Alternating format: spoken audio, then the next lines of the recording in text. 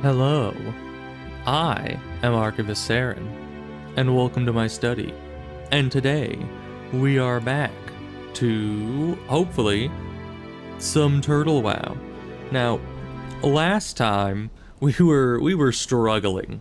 We were struggling quite badly, because we had some serious lag going on our warrior, and I didn't know why. But hopefully it's better this time. Hopefully everything will be hunky-dory.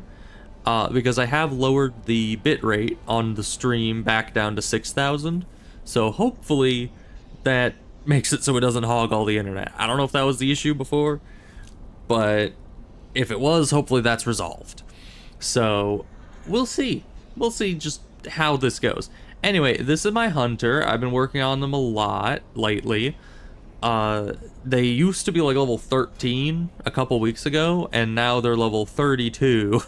So it's a little higher. We got all sorts of cool stuff going on. They're a melee hunter, which is, you know, completely new to me. I've never done melee hunter before, but on Turtle WoW, all things are possible. So they actually made melee hunter a viable build to some degree, and I'm trying it out on this character to see if it's as good as I think it should be, or at least as good as regular hunter is. So right now I'm just in Ironforge. We're in the group finder, as you can see, for Gnomaragon and Razorfen Crawl. I thought that Ironforge would be a good central location. It may not be, but, you know, whenever I'm queued for dungeons, I like to try to stay as close to them as possible so people don't kick you from the group because you're taking too long to get there. So Razorfen Crawl, if I remember correctly, is down here, right? The Razorfen Downs, Razorfen Crawl, yeah. I don't have any quests for it. I don't know if there are any Alliance quests for it. I don't remember, but it's there. Oh wait, there are. There's, this guy, Blue Leaf Tubers. Aside from that, I don't know.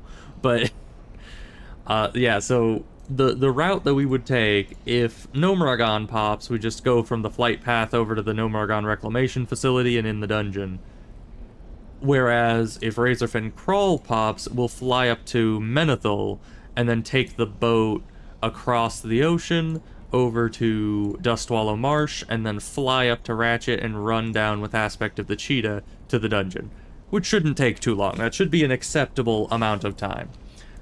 So what I'm gonna do, I haven't done this yet as far as I remember. I'm gonna go and set my Hearthstone to Ironforge temporarily. It's usually in Stormwind, because Stormwind is generally a more centralized location, but the flight from Stormwind to Gnomaragon is pretty hefty, so I didn't want to have my Hearth all the way over in Stormwind and have to fly over, because that would just be an unnecessary delay. I'd prefer to get there early and wait for everyone else, making everyone else feel bad for taking their time getting there, rather than me feeling bad. Why is there a Tauren? No, it's not a Tauren, it's a gnome. How is that a gnome? Okay. Orb of Deception. Interesting. Let's see. Innkeeper. You know, on retail, on my warrior, this was the inn that I was always, well, hearthstoned at. Bound to? Attuned to? I don't know what you would call it to be connected to a inn, but that was always my inn. I don't remember why I chose Ironforge. How are ya? Maybe just because I knew where the warrior trainer was. The warrior trainer is kind of annoying in Stormwind. But okay, we got everything situated. Now we just need to figure out what we're gonna do while we wait for the dungeon.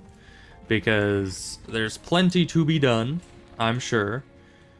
Apparently we can go to Desolus. That sounds a little bit out of my pay grade right now. I do have a few more things to finish up in Duskwood? No, just elite quests. Alright. I don't really care about the elite quests too much.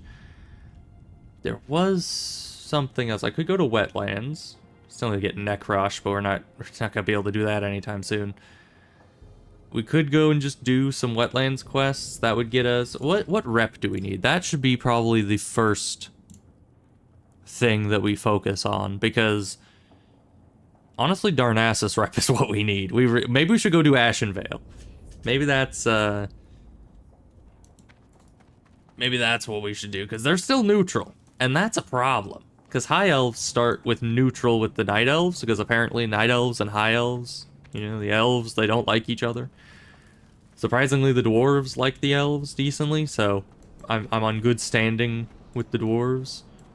Good relations with the Dwarves I have. As Yoda would probably say. I don't know. I forget what the exact quote is. It's a thing with the Wookiees.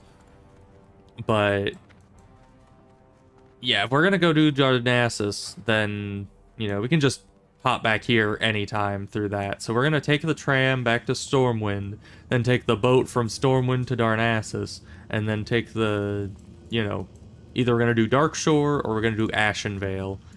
Ashenvale's probably closer to my level. If, you know, it's probably not exactly my level. It's gonna be a little under, but luckily, Turtle WoW is very forgiving. I think you can have... Yeah, I think you can get XP from quests all the way up to, like...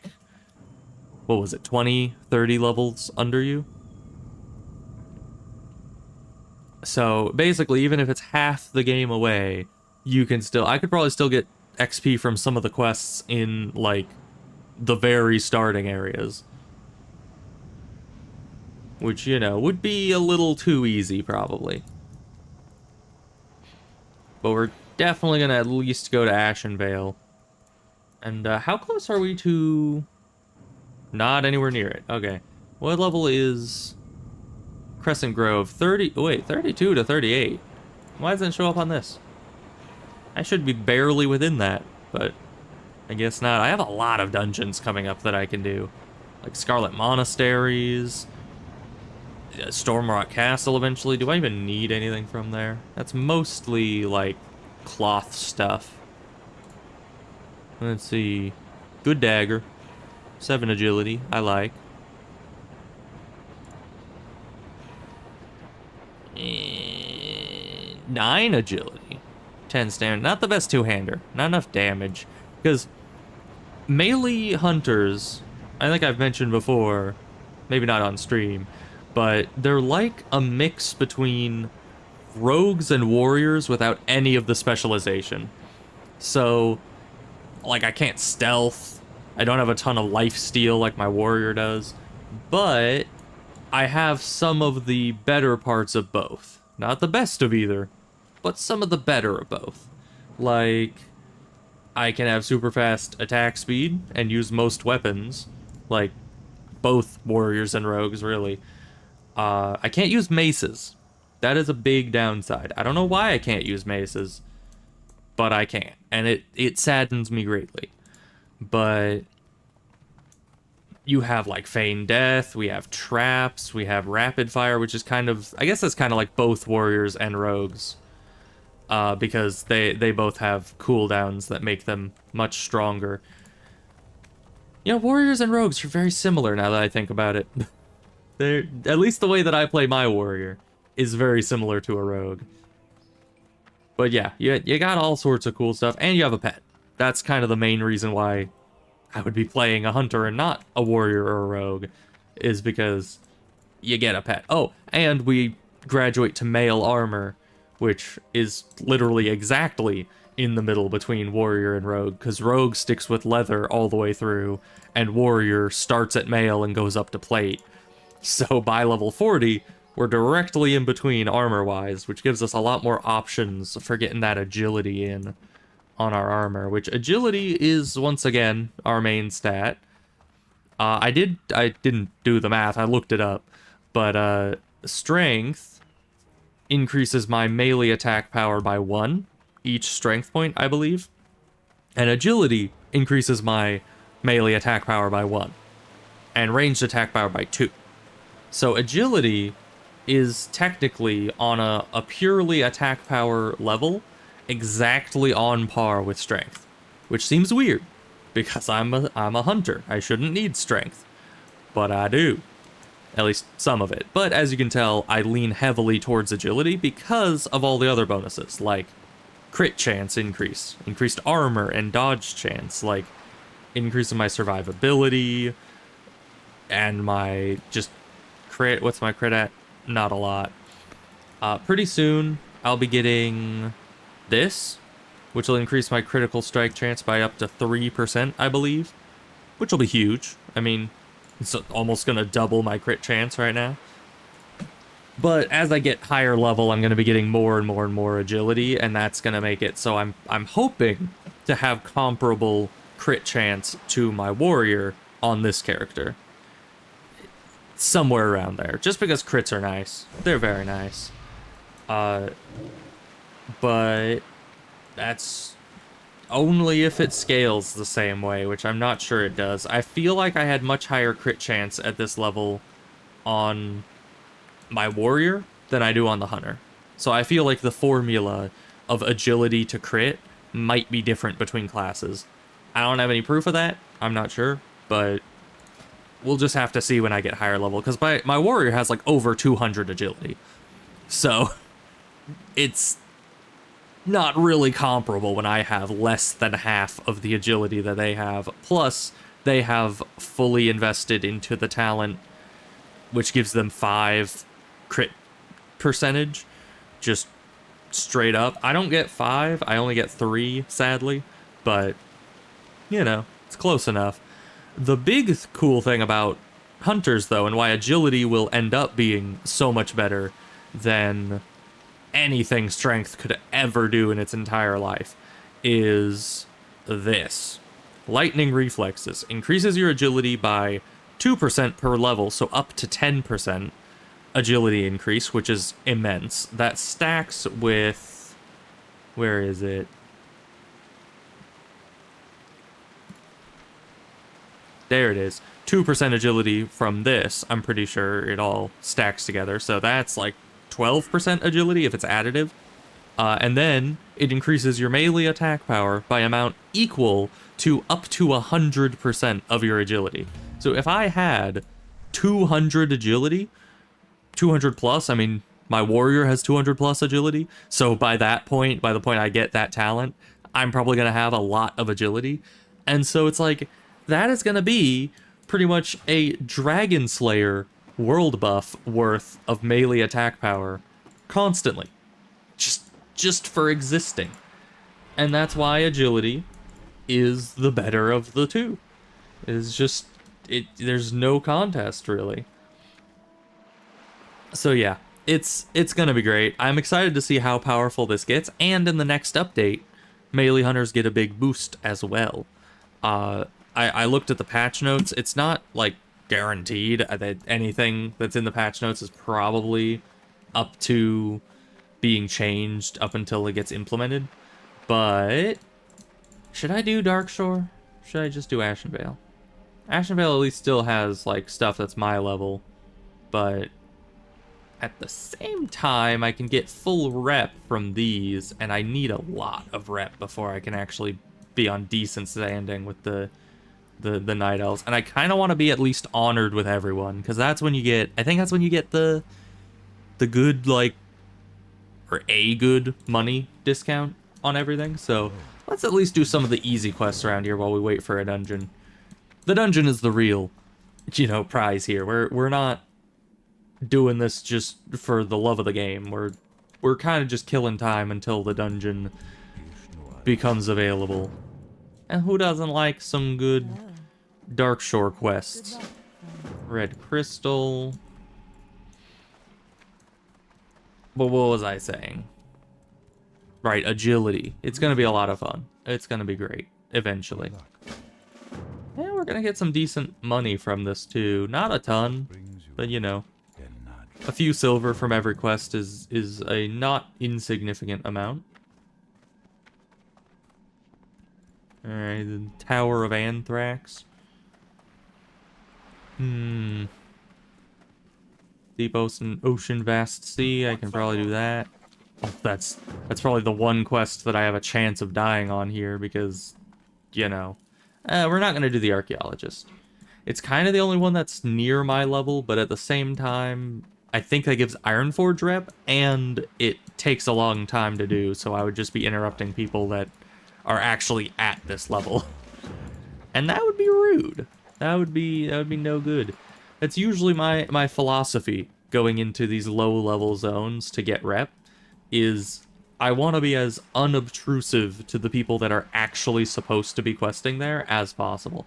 I'm not like the frickin' boosters that go through and just wipe out the entire zone unapologetically and then yell at you when you have a problem with them absolutely making it so you can't do your quests at your level with your character that's actually doing things legitimately. You know? If you can't tell, I have something against boosters. There was this one guy.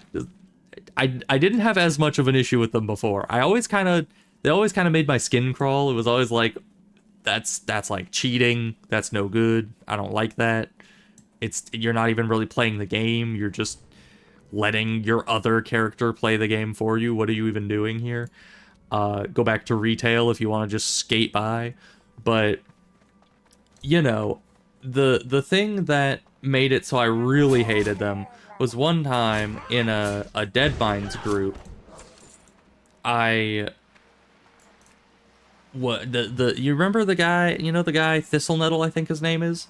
The foreman dude, and he has like a 5-minute or more respawn. And we were sitting there, we were waiting because another group had just gone through before us, and my entire group was sitting there. We were all like level 20 something, low 20s. At the level for Deadmines, we were just like, hey, we're gonna be here, we're gonna do our quest, then we're gonna get to the dungeon, and it's gonna be great. And so we're sitting there, we're waiting for our respawn, and this frickin' piece of Garbo booster, not that all boosters are Garbo, but this guy, specifically, was utter trash. He walks in, and he just starts sitting there waiting along with us. And in my mind, I'm like, trying to be reasonable. I'm like, okay, he's waiting his turn. He's gonna, he's one person. He's going to wait until the 5-person group has finished their quest and moved on. So he's not wasting the time of 5 individual people. But no, the second the guy respawns, Arcane Explosion. We couldn't react. We couldn't do anything. I think he had it like scripted or something. He was spamming some kind of script that was like, if target this person, cast spell. And he got it within like the first instant of the guy existing. And I was trying to take it. I was pressing everybody. I was spamming target enemy name. I was spamming my fastest instant cast ability. It was doing nothing. It was useless. He just was ahead of us on that. And it was so annoying because then we have to sit there another who knows how long, at least 5-minute respawn.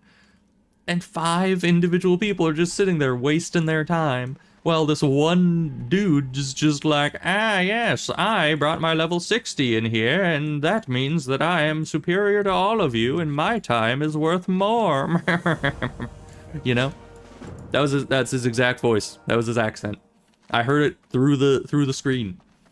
So yeah, I have had quite the vendetta against boosters since that incident, because that guy was just a triple A D-bag. Like, he was just the worst of the worst, and it gives boosters a bad name, honestly, and that's coming from me. I don't like boosters in general, and that guy was, a disappointment to them all.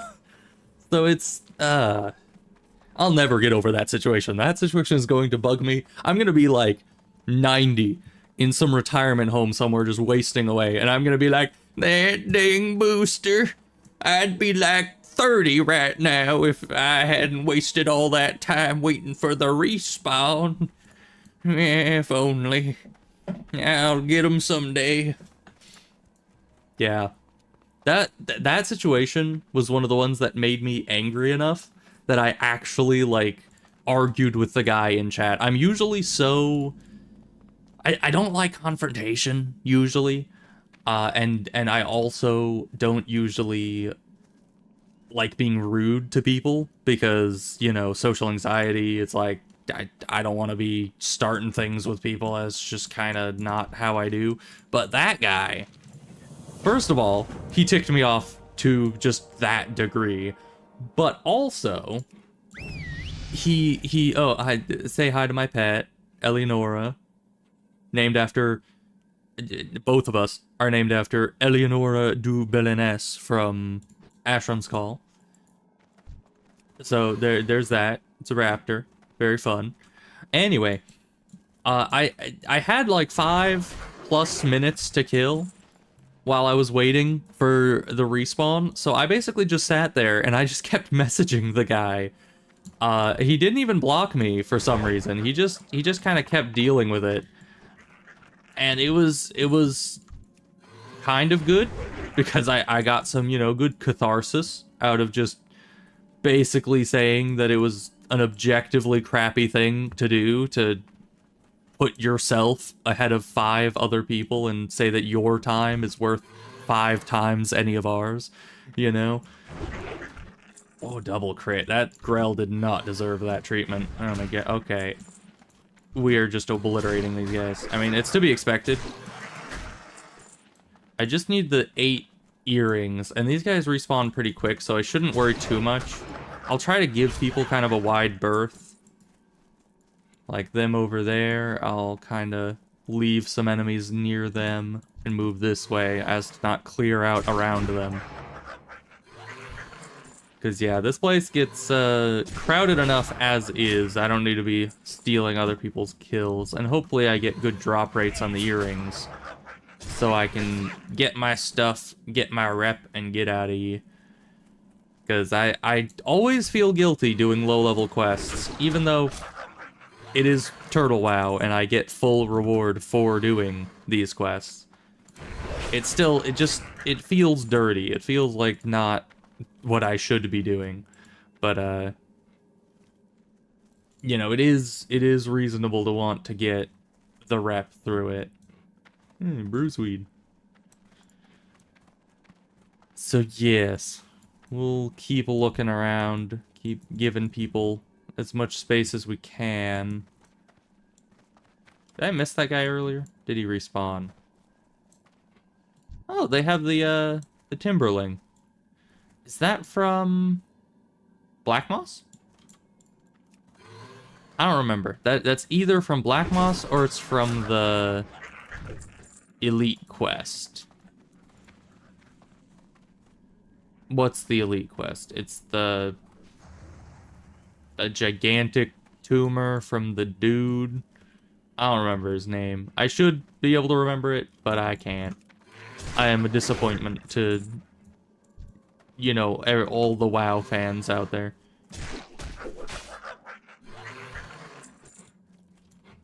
But yeah, we got some cool gear going on here. I have a fire sword, which is kind of an unconventional pick because it's, you know, a fire sword. It increases damage done by fire spells. And I think the only thing could be considered a fire spell is Immolation Trap, and I don't even know if that benefits from it. So, a bit of an unconventional choice, but at the same time it had much higher DPS than my other weapon. So, there's that. So I took it. There were no mages in the group. But yeah, I don't see any more guys around. I think there aren't enough people killing these to make it so they start hyper spawning. Because I've been here before when there's like 5 different groups of people all spread out trying to get these earrings. And this place gets super packed with mobs. Like, the enemies are respawning almost before you can loot them. They just hyper spawn in so fast. But I guess there's just not enough people here that the system decides to start doing that. So I'll just keep killing where I can. Maybe I should leave and come back when there's less people. We could go see the red crystal. We could go do these or these. Let's go look at the red crystal real quick. And then we can go back to town. That gets us the quest to get the Moonwell water. Our dungeon queue hasn't popped yet. That's a bit surprising because, I mean, look at that, 5,800 people online. It is very much like peak time right now. Around peak time.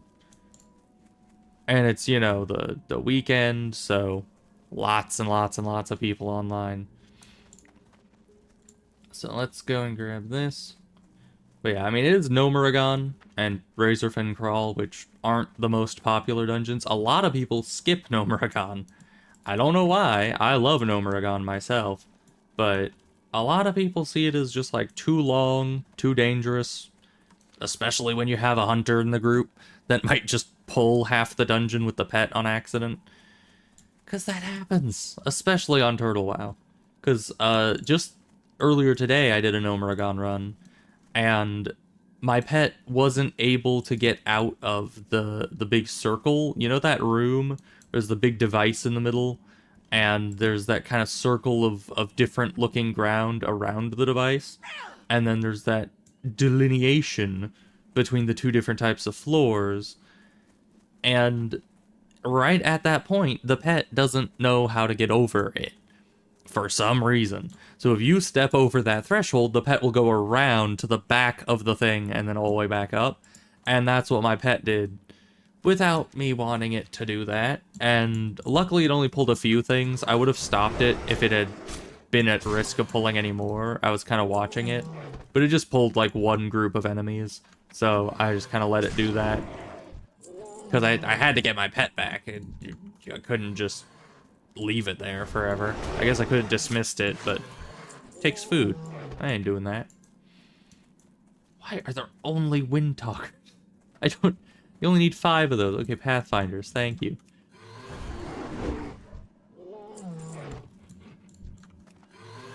Yeah, so no one else is here. That's a plus. So we can just kind of take all this without stealing from anybody. Can you... Pet, can you choose the right enemy? Can I select the right enemy as well? Thank you.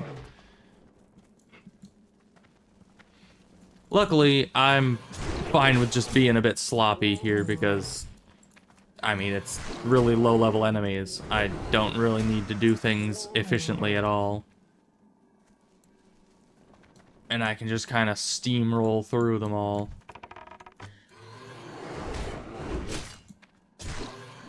But, you know, it's nice. I'm liking the melee hunter so far, particularly because you don't need arrows. Like, ever. You just... Oh, my pet needs food. Alright. I mean, it's not super important, but...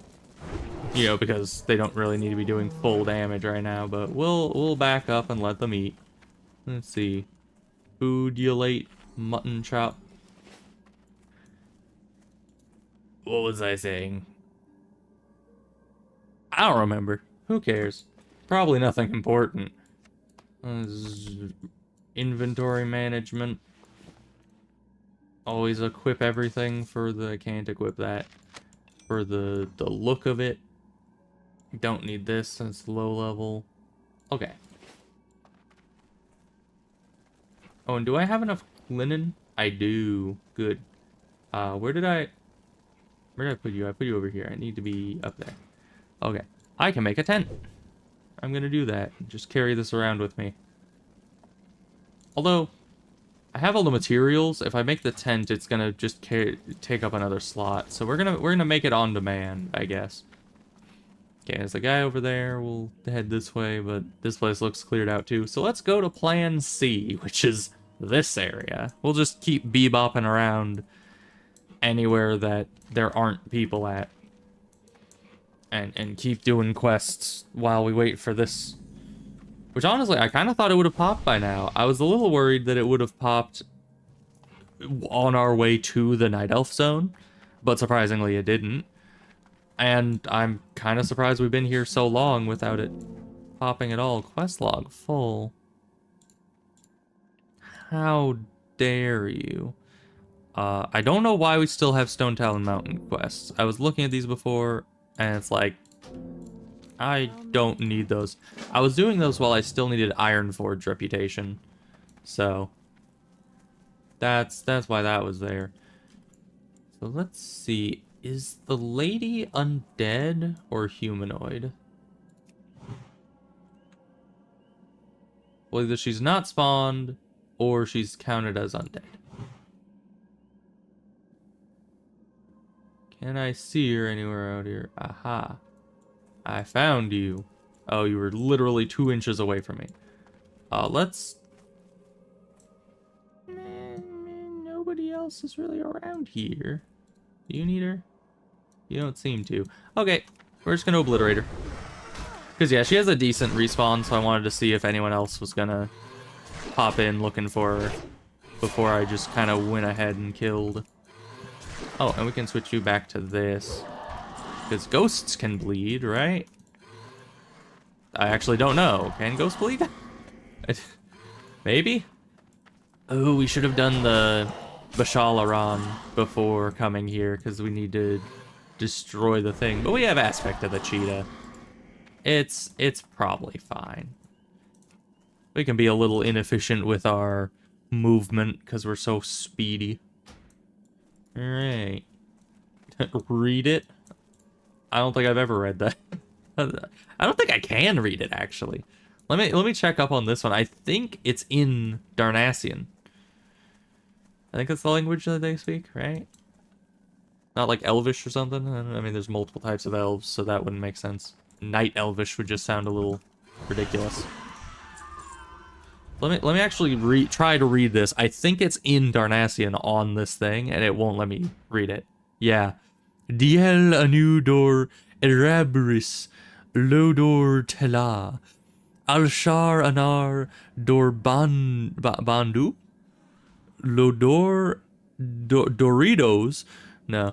So yeah, I cannot understand a word that it says, which I think is kind of a funny lore thing, because like the thing is just like, ah yeah, go and read these things, and then I just can't. I can't understand a word it's saying. Any more highborn relics? Let's do that. Because there's plenty of these guys. There's definitely not going to be anyone hurting on finding these freaking highborn ghosts. They are literally everywhere.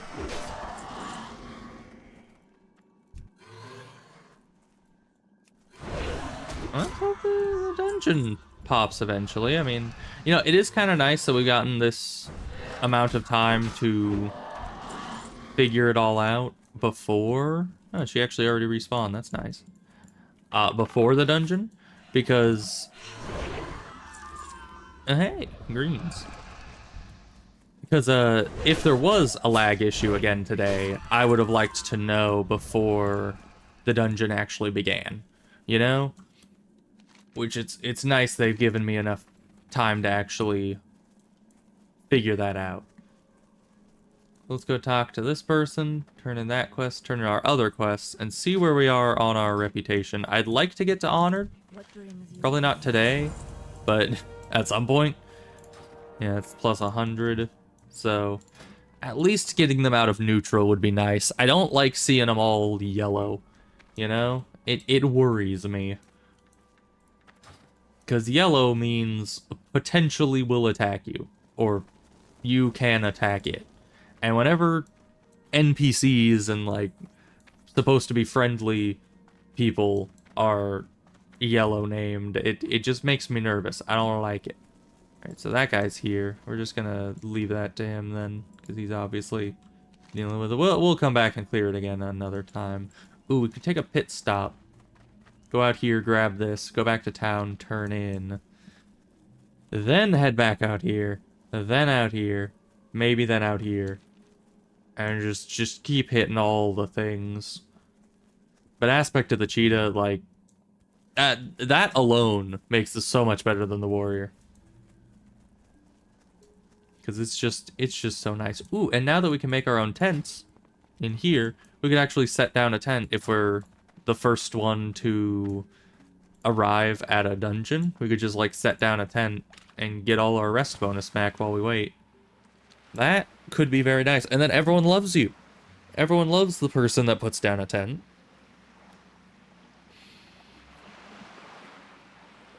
So that would be very nice.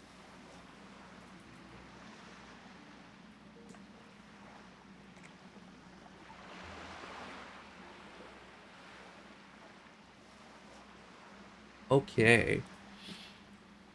So we're just gonna swim out here and grab this. Apparently, these boxes, I never knew this before, but apparently these boxes are for a warrior quest. Same with the lady down there, which, there it is. Shade of Illura. That person is apparently for the warrior quest for night elves. I never knew that until I actually leveled up my warrior, who is a night elf. So that helped a lot in figuring out that mystery.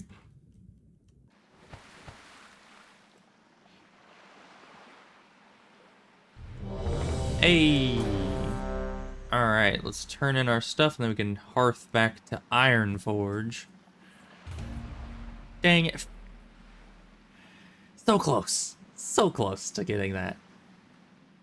And it's always one person. Who was it? The tank? I think it might have been the tank and the healer that were both question marks, but one of them said no to the dungeon. They were just like, nah, I don't feel like it anymore.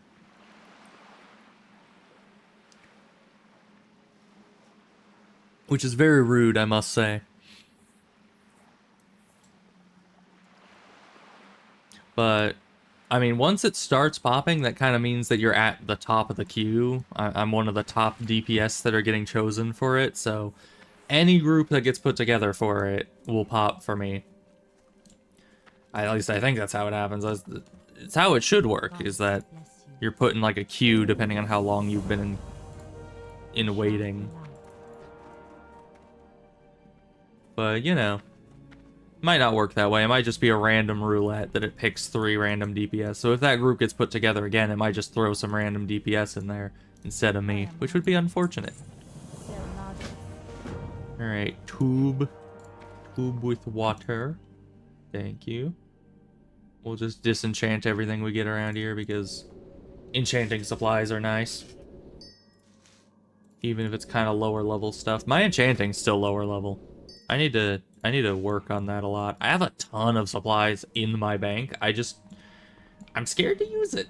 I don't really know why. I think that they're just rare enough that I don't want to spend all of them in one place. Oh, an aspect of the cheat is so nice because you can use it indoors. I don't know, I think it's the best movement thing, because even travel form can't be used indoors. It's like, this is just vastly superior in every way. Except for the dazing. Being dazed every time you get hit is pretty brutal. But, you know, it's fine. Because reasons. You know? We could use it indoors. That's checkmate. Obviously, that makes it better, even though it leaves me completely helpless, and if an enemy even looks at me funny, I get dazed and then die because I get swarmed by enemies. Totally worth it, though. Can I assist you? May the stars. Tears of grief. Oh, this is your tears for your like dead wife or something. Let me just disenchant it right in front of you. Thank you for the greater magic essence. Goodbye. That was kind of rude. I feel bad about that. Just disenchanting it right in front of him. Poor dude. I mean, you know, it would kind of suck. I know that the Night Elves lost their immortality, I think. I don't quite know the lore about it. I think they're still a very long-lived race, but they used to be immortal. Now they're just, like, mostly immortal. Because I think the World Tree... Was that Hyjal? Was Hyjal the World Tree? Because I know Hyjal is really high up. That might be, like, the petrified stump of the old World Tree. I don't remember what the original one was, but there used to be a World Tree, and that's where the Night Elves got all of their immortality from, was their connection with nature and that incredibly powerful like source of nature, or like a focusing rod for all the nature in the world. And so it was very nice for them. They had eternal life, very good druidic powers, a connection to the Emerald Dream. But then something happened. The world tree got obliterized, and then they made this. Not this. This is just the shoreline. They made this Teldrassil out in the middle of the ocean. And that's the new world tree that they were trying to make. And it's much smaller than the, doesn't look much smaller, as it's still an entire zone on top of a tree in the middle of the ocean. It's huge. But compared to the other world tree, I'm pretty sure this one's like mini. And probably still growing. So there's that. But I don't remember why exactly, but the new world tree I think is like corrupted or something. And that's why the Night Elves don't get their immortality back.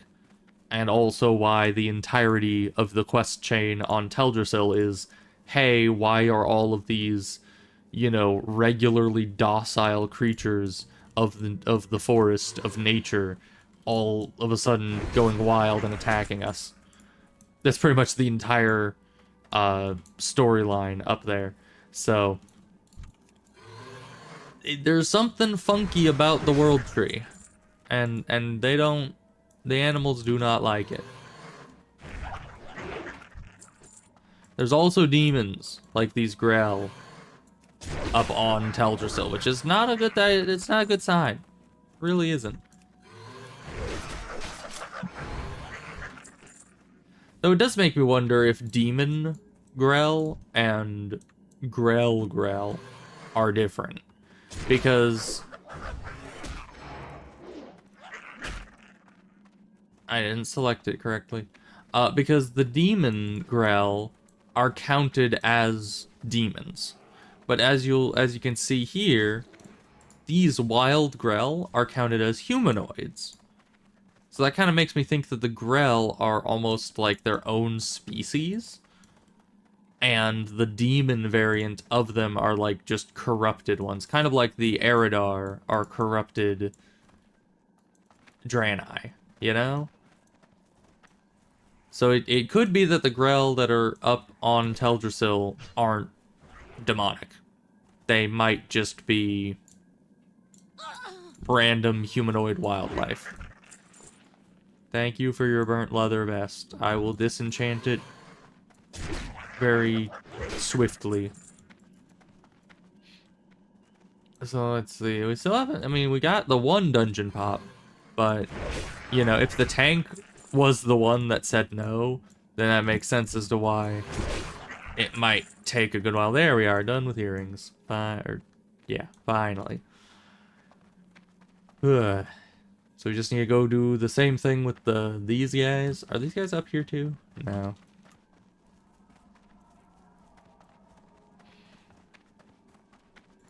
I also like playing classes that can't buff people. It sounds rude. Hi, Jar Jar Binks. Friggin' Wisa gonna do some quests. I don't know why that just immediately made me think Jar Jar Binks, but it just sounds like something he would say. Anyways. Yeah, so it sounds rude, but playing as a character that doesn't have any buffs that they can put on people is kind of freeing. Because then, everyone goes around buffing you, and you don't have to worry about it. You don't have to, like, bat an eye. Oh, first one. Nice. Because you don't have to try to, buff them back, and if they're running an opposite direction that you are, then you don't have to worry about, chasing them down to buff them when they buffed you, and then you feel bad because you can't keep up, and they then get away without being buffed, and you cry yourself to sleep because you're just like, I should have buffed them back. They think I'm a jerk, So it's kind of nice because as a hunter, someone buffs you and you just do a little hop as a thank you and then move on. You don't have to try to buff nobody. All you, ooh, Razorfin Crawl, huh? Alright. Okay, no Razorfin Crawl. People keep saying no. What am I gonna do to get to Razorfen? If I go here, I might be able to fly straight down to Ratchet. I have Astronar, Darkshore, and Ratchet flight paths, I'm pretty sure. So I should be able to fly straight down. That might actually be faster than Hearthing and flying to Menethil, taking the boat, flying from Ratchet, and then flying to Ratchet, and then running. Is just flying straight there. But we'll see. We'll see where everyone is and how much time I have. I love the flamey sword. I'm sad I'm gonna have to replace it. The reason why I'm doing Razorfin Crawl as one of the options, Pet, you might want to stay out here, is because Razorfin Crawl has some really good weapons in it. And I need them. I need them greatly, because my weapons are just kind of... This one's outdated, and this one doesn't have any stats. And I just want stuff that has good damage and stats. Is that so much to ask for? You know, I want the base damage, and I want the what is it called? Attack power. And that's it. It's not a lot. I just... Razorfin Crawl. Come on, healer. Come on. You know you want to. Thank you. Prompt. Is that like Fram from another universe? Be polite and greet them. Let's see, where is everybody? You got everyone's kind of spread out. You're on Baylor. All right. Well, you're a little further away than I am. That's a plus. I always hate being the furthest person because then everyone's just like, "Eh, look at this idiot over there on Baylor. They're not gonna get here on time. What a jerk," you know. But all right, let's go, because there's a lot of weapons in Razorfen that I want. You know, I might take that. 5 stamina, better damage. I can't use maces. I can look at this on the flight path. Why am I doing why am I doing this while I'm running? That is distracted running. It's a crime. Why are... I just noticed all of those dwarves are connected to Darnassus for some reason, because their names are all yellow, and I only have yellow rep with Darnassus, so that's weird. Anyway, we're gonna just go straight there. Screw inventory space, I got plenty. Unlike other hunters, you know, I'm not like other hunters. I have inventory space. So yeah, we can... Oh, we have to go through Theramore for that? Okay, whatever. Bit of a longer flight, but it'll get us there. Okay, while we're flying, we can look here. So yeah, can't use the mace. Not good damage anyway, but Corpse Maker, a classic. Look at all that strength. That is essentially just plus 15 attack power and plus 8 stamina on a almost 30 DPS weapon. I'm trying not to go for two-handers, but as of right now, whatever does the most damage is probably better, so two-handers, one-handers, it doesn't matter that much. So that I would take if nobody else wants it, which, let's see, Warlock, Hunter, Shaman, Priest. Yeah, the Shaman or the Paladin might want it, or maybe the other Hunter. Depends, but yeah, Armor Piercer doesn't have good enough damage to warrant taking, but good agility. This Dagger, really good damage for an offhand. Could be nice. And then the bow has +2 agility compared to my bow. That's a plus. And then here, this is what I really want, because look at that. One hand, not even main hand. It's a one hand, +6 strength, 24 DPS axe. That would be immense. That looks wimpy, but who cares about the looks? It's about the DPS, you know? So I would like that. I would like that very much so. And then there's a lot of rares in here. Don't need the staff. Relic, can't use it. Trinket. Most of this isn't too useful. And then trash mobs. That is lower damage. Ooh. Okay, if that drops, I might take that, because that could be a nice offhand. It has low damage, but not as low a damage as my offhander, which is 15. But 6 agility offhand would be quite good. Then there's that I wouldn't take. But yeah, there's a few weapons in here that have some serious goodness to them. Ooh, 10 agility shoulders. Would I take those? I have 11 strength, but 10 agility trumps 11 strength any day. So yeah, I would definitely take those. 5 agility, 3 stamina, critical strike with missile weapons. How does that work? How does covering one eye with an eye patch make you have increased crit chance with ranged weapons? You know, does that make sense to anybody else? All right, so they're there. He's over here. I'm flying here and then here. They're there. So yeah, I should be getting there maybe around the same time they are, if not a little bit later. Because they're probably just going to fly straight there. Maybe they already are. And I still have quite a distance to fly. Yeah, that's the issue with Kalimdor. This is Kalimdor, right? Yeah, Kalimdor. That's the issue with Kalimdor. Is the flight paths on Alliance are all wonky, because Eastern Kingdoms is like the Alliance continent, and Kalimdor is the Horde continent, by and large, so we just don't have enough towns in Kalimdor to make clean flight paths that go just straight down, especially because it lied to me. It showed a straight line from Aberdeen straight down to Theramore. What are we doing over here? Why is it just like, yeah, straight line, time to go over here and over here. Oh, let's swing back this way. Like, what are you doing? Just fly straight there. Maybe stop at Astronar, as we're right on the way. But no, just had to go all the way down on this freaking detour to get us there slower. But it's fine. We'll be there when we get there. And then we don't have a warlock. At first I thought we did. Oh, what level is everyone? 30, 31, 31, 31. I'm 30. I'm the highest. They're going to have high expectations of me. I like being the lowest level. Because if you're the lowest level and top of the DPS meter, everyone immediately respects that. But if you're the highest level and top on the DPS meter, everyone's just like, this dang high level person.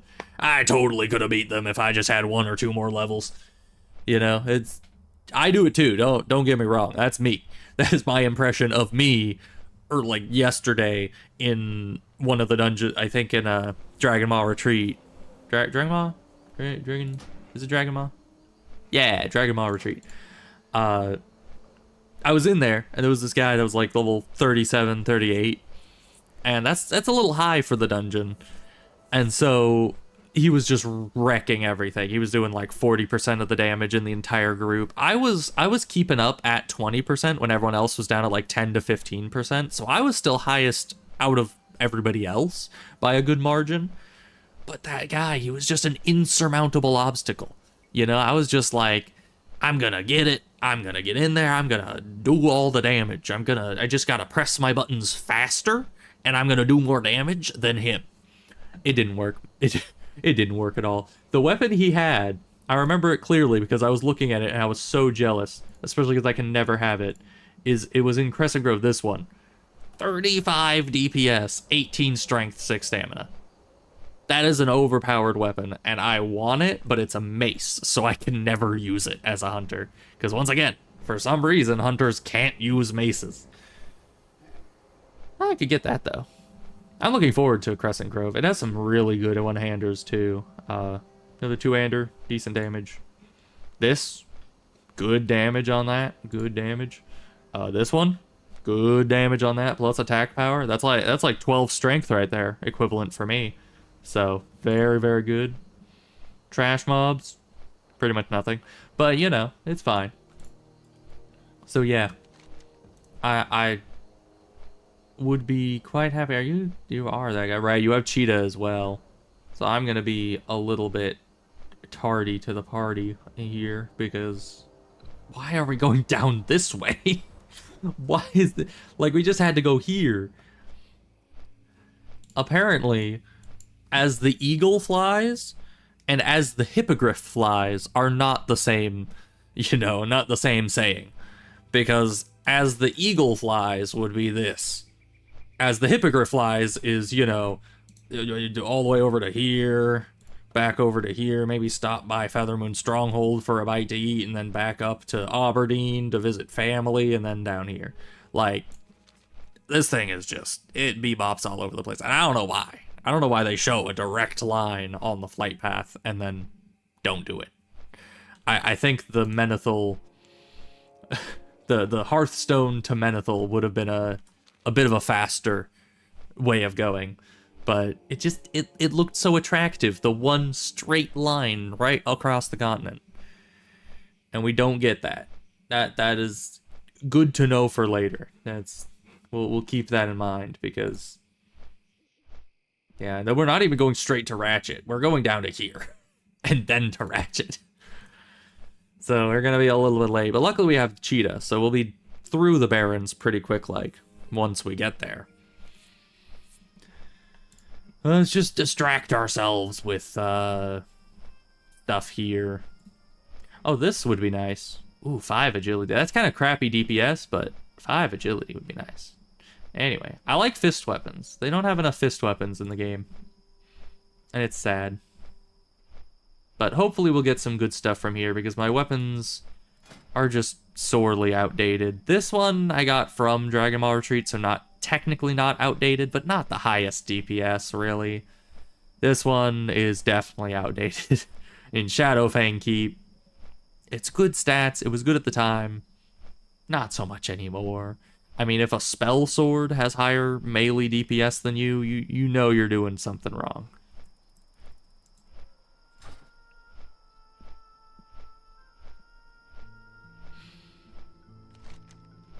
Man, you think I could just, like, pull the Hippogriff over and just, you know, bring him down with me.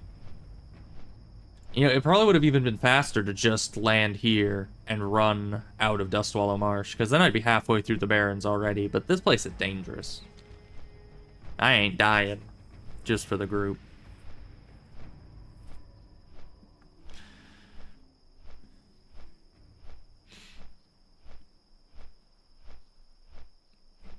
So this is an interesting group. I'm kind of scared because the Paladin, the Shaman, and the Hunter are all kind of vying for the same weapons that I am. You know, Corpse Maker.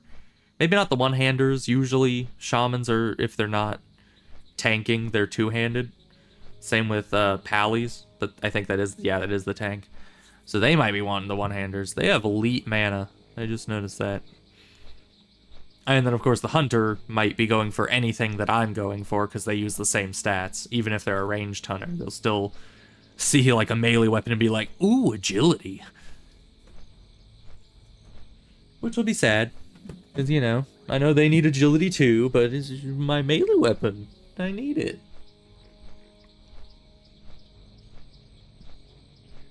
We'll just keep running the dungeons. We'll just keep doing it. Because if I don't get anything good in this run, then we can go back to Nomuragon and hope to get this, alright, look at that. Decent damage, great stats. That's what I like to see. And I think there was another one here too, not you. This one. If I don't get the other one, this has better DPS but no stats. So either way, if one of those drop and I can get it on a Nomura run, that would be great.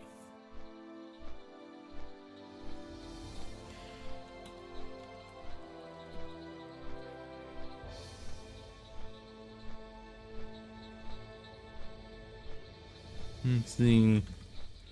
Let's period and capitalize.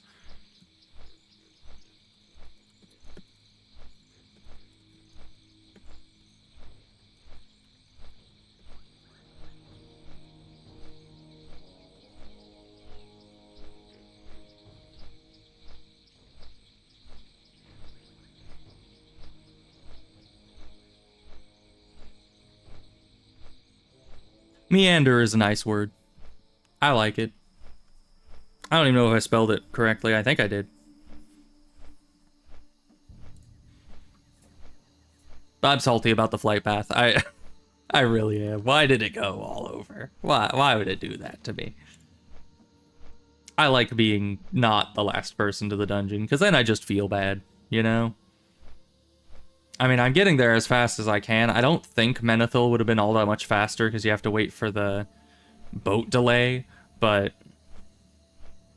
Any quests to share? I don't know. I don't think Alliance and Horde share any quests, but I also don't have any quests for it. Alright, let's get out there. Let's get the pet going. Do we need to bank anything? Nah, we got plenty of space. That's gonna come back to bite me. It totally is. I'm gonna be halfway through the dungeon and my bag is gonna be totally full. I'm gonna be sitting there just like, plenty of space. You know, mocking past me. I don't want to stop at the bank. That's gonna take more time, and I need to get there like immediately. I need to get there 5 minutes ago. But you know, Cheetah. It'll get us there quick.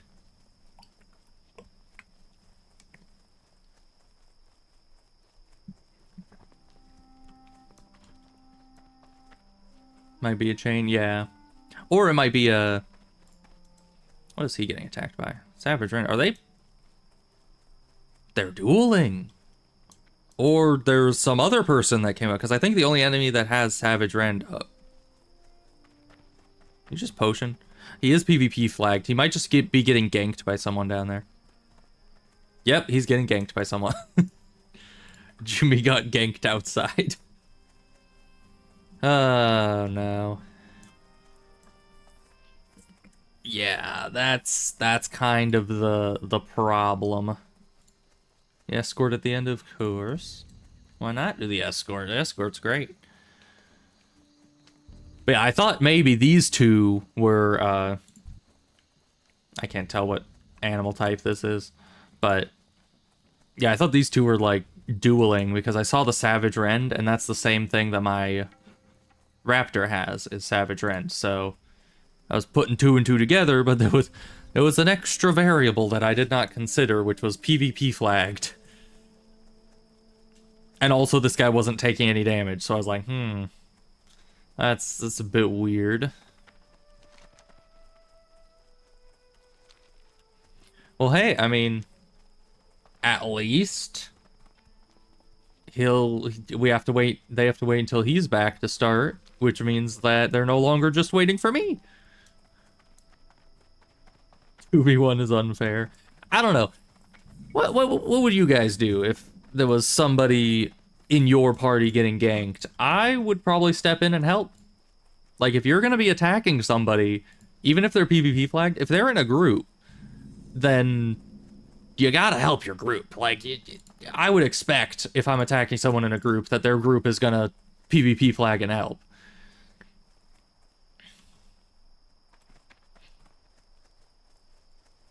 You know, even on slow and steady, I'd be like, you know what? I'm stepping in. This is it. We're getting this guy.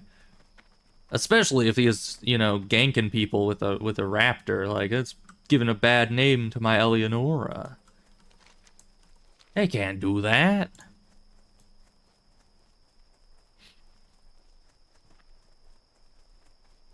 Just squeeze by all these guys. Roads are for chumps.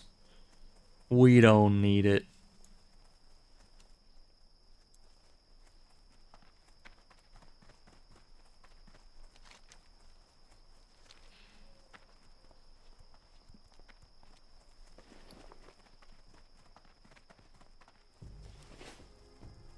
Oh, that's the quest guy.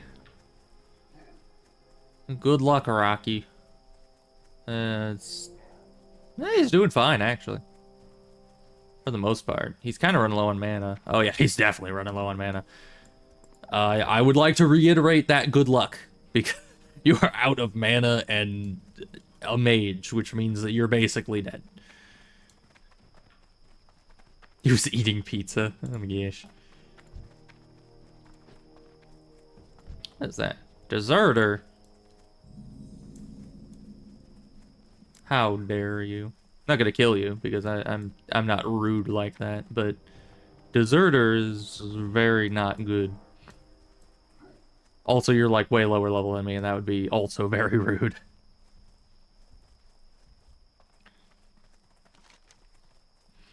Almost there. Barrens is a huge zone.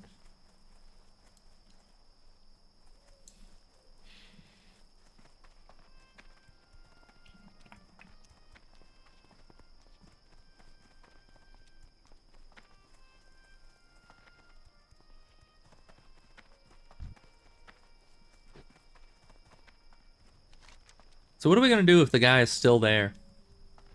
I think if the guy that ganked him last time is still there, I think I'm gonna go PvP flag and help. Might get us killed. I don't know. But hopefully not. Hopefully we can just kill the dude. I think that I could beat another hunter in a duel. You know, I'm pretty strong.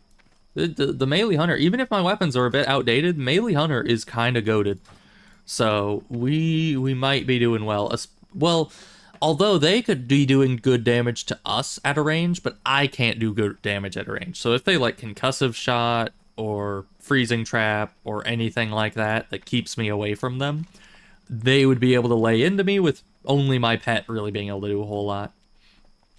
Which is probably not good. Probably a bad thing. But I could always like temporarily switch to shooting.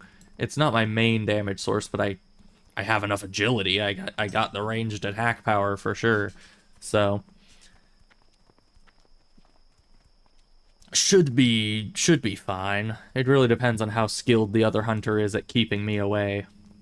Much like any melee class, it's kind of what it comes down to. PvPing against a hunter is, can you get in melee range and can you stay in melee range? So the healer is also PvP flag now, probably from rebuffing.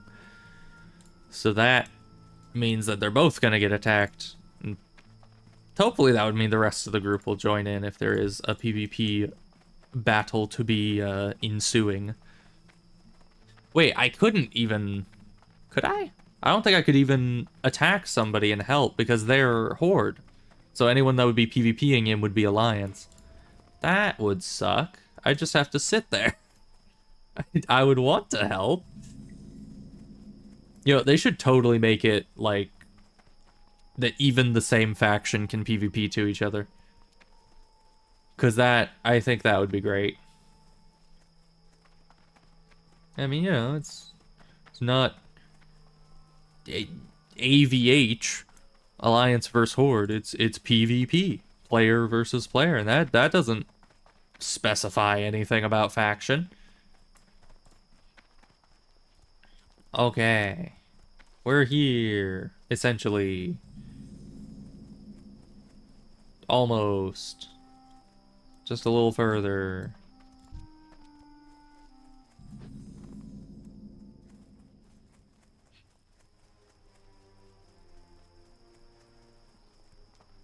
Oh, recently I got this. Lacerate. I can only use it after I've crit an enemy. And it does decent damage and puts a little bleed on them. So it's very nice.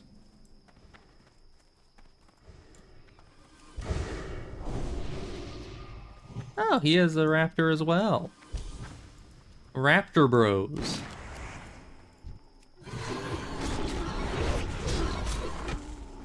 Oh, is he melee or did he just... Is he just running by with some good old... You know, wing clip and just leaving him in the dust? That's what it seems like.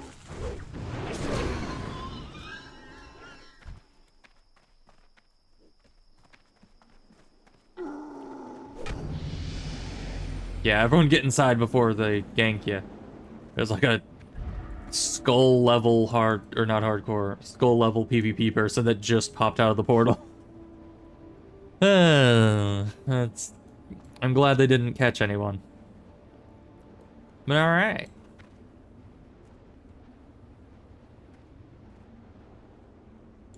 We are now inside. Finally. we can see how this goes.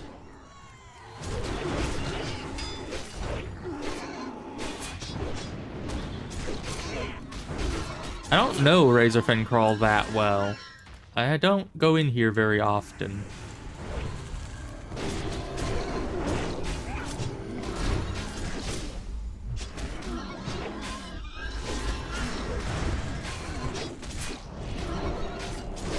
But our DPS is good so far. Look at that, 32%. Pretty decent. Those... Okay, that's a problem. A little too early on the multi-shot, maybe, with that guy. But you see, here we're getting, like, a direct comparison between the melee and ranged hunter DPS, which is great.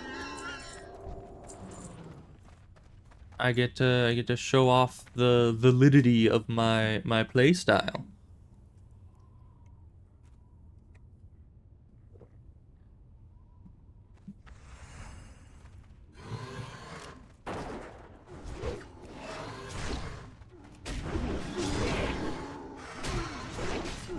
You think their raptor has growl on? Because it just pulled aggro of that, and my pet didn't. Wow, that's a few enemies. Okay. I'm not the tank, you know, that's your prerogative, my good man. If you can handle all this, then good on ya.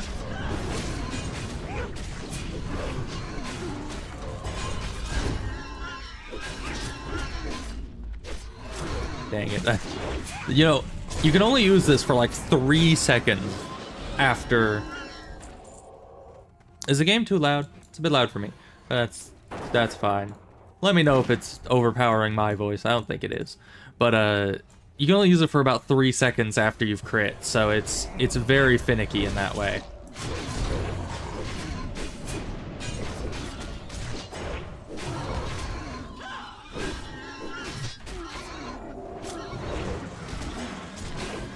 First time you've seen it? Yeah, on Turtle WoW, it's actually a viable strategy. You know, they made the unviable viable again. It's doing quite well, as you can tell by our damage meter here. Not on this fight specifically, because the ranged hunter is above us for the moment, but that will change soon, I assure you.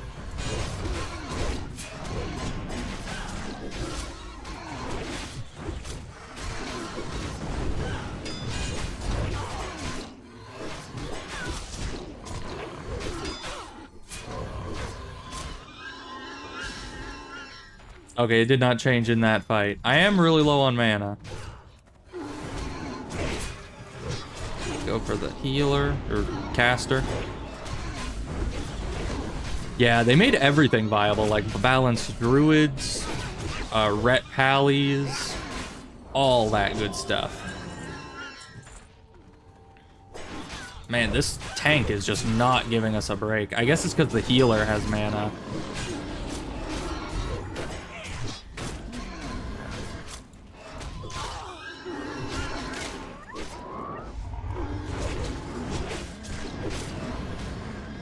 Yeah, I'm very mana dependent, as you can tell by me not having any mana to use my abilities.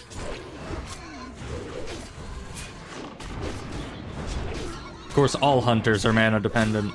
Depends on how many abilities you actually use. That's why I never use Arcane Shot as a hunter. Just sucks down the mana. Tempt me to rolling just for that. Yeah, it's... I don't know, the Turtle WoW is just so great. While we're still, let's look at some talents here, you know? And we got Carve, which is like multi-shot, but in melee. I send my pet in while I drink here. I can't drink another. Unfortunate. Alright, well, they gave me some time to recuperate. That's a plus.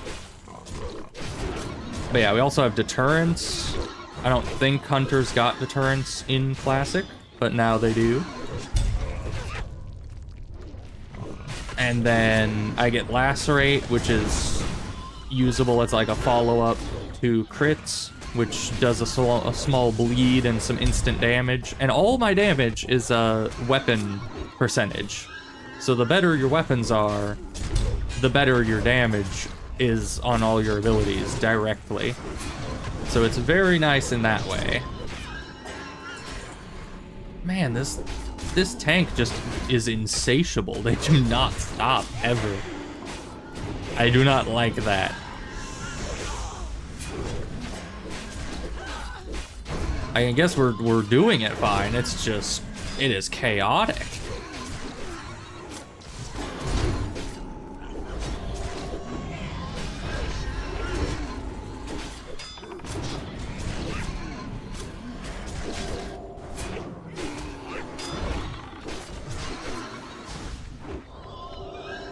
Best dual wield DPS would be? Well, you should see my warrior.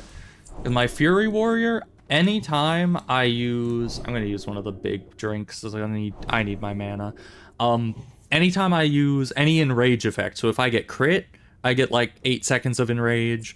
If I don't know what else. It's blood rage and getting crit and death wish also.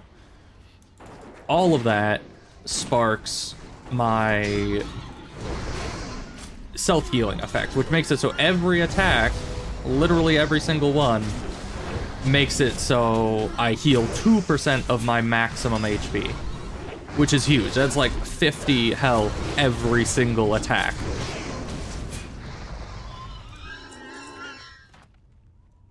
Alright, I got in about halfway through that fight, but our gloves are better. Did so much work on this stuff. Oh yeah, they revamped so much in the game, and they added like new sections to dungeons.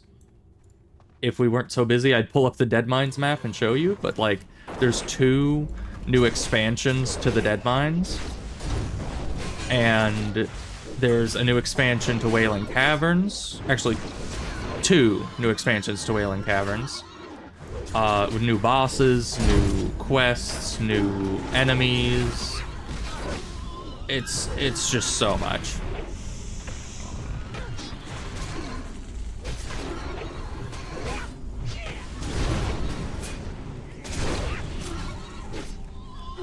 Yeah, that ranged hunter really stepped up their DPS after the first few fights. They were way behind me in the first while, but since then, they have stepped up their game. Which is unfortunate for me, because that means that I need to keep going at full throttle just to keep up with them. Because yeah, as you can see, they're like spamming out a bunch of arcane shots and stuff, which... Yeesh. Send me the link on this. I will indeed. Oh, and they're just coming out with a new expansion soon. That is 1.8.1, which adds... I'm really excited for this. It's a Ragefire Chasm equivalent on the Alliance side. So it's in Dun Moreau, I think, and it's like the Frostmane Hold type area, but it's a dungeon. And it'll be for level 13 to 16, so the Alliance don't need to rush straight for Dead Mines right away.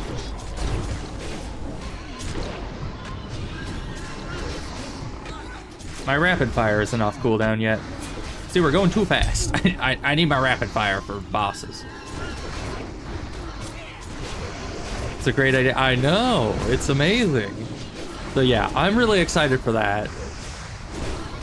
Someday. I don't know when. They haven't released a date for it yet, but they keep putting out teasers for it, so it's soon.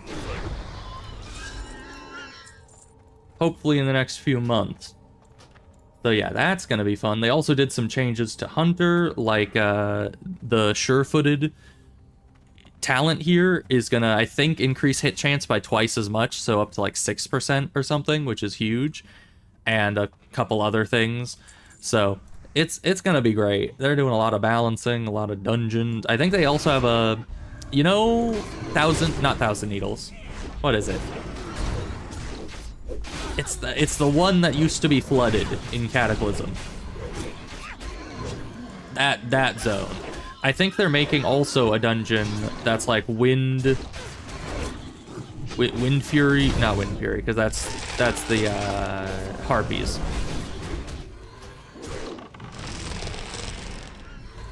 It's the, you know, the Wind Totem. Wind, is it Wind? Wild? Man, that totem got us real bad there. It was the flooded one? Okay. I keep getting it mixed up with, anytime I say Thousand Needles, I think of the one in Outland, you know? I don't know what that one was called then, if that's not Thousand Needles, but it's the one with a lot of needles in Outland that I keep getting mixed up with. But yeah, Thousand Needles, I guess, is the, I can actually check, let me just see here. Yeah, Thousand Needles. Yeah, so there's gonna be a new dungeon in here for about, I think, level 30 or something, and it's like Wind something cavern, and it's like an underground dungeon for those that faction of Tauren that are in there. So that's also going to be very cool. And they got new raids, new zones that they're working on for the next expansion. It's going to be so huge. I'm very excited for it. Don't know the name of that either. Yeah. It's confusing. They got so much around here. It's all named similarly. I'm going to drink as much as I can real quick. Got to keep that mana up. They did not wait very long. Okay. Victory for Agamagan.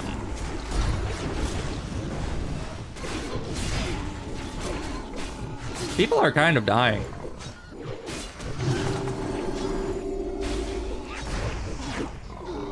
No, Sergeant Fat. He was so young.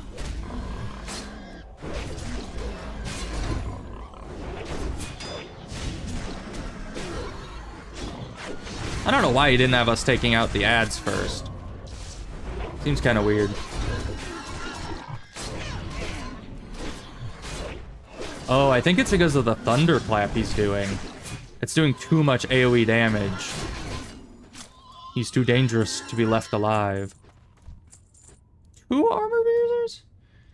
I mean, no, it's not worth it DPS-wise. And these I can't use yet, sadly. Meh. Ally or Horde? I almost always play Alliance. The Horde have some cool stuff. They have goblins that start, I think on Blackstone Isle is the new goblin starting area. So they got a whole new starting area there. The High Elves, which is what I am, have Thalassian Highlands, which is right here. So, you know, lots of cool stuff going on there. But I almost always play Alliance just because, I don't know, I guess I like the aesthetic better. But I do have one Horde character, and that's my Shaman. So, you know, because we still don't have Alliance Shamans on here, which I'm looking forward to. Ooh, they're adding, once again in the next update, they're adding Dwarf Warlocks, I think, which is kind of nice. So that's going to be great. They have Human Hunters as well. So, you know, different class race combinations. I'm sure next is the Tauren Rogue. That'll be great. Looking forward to it.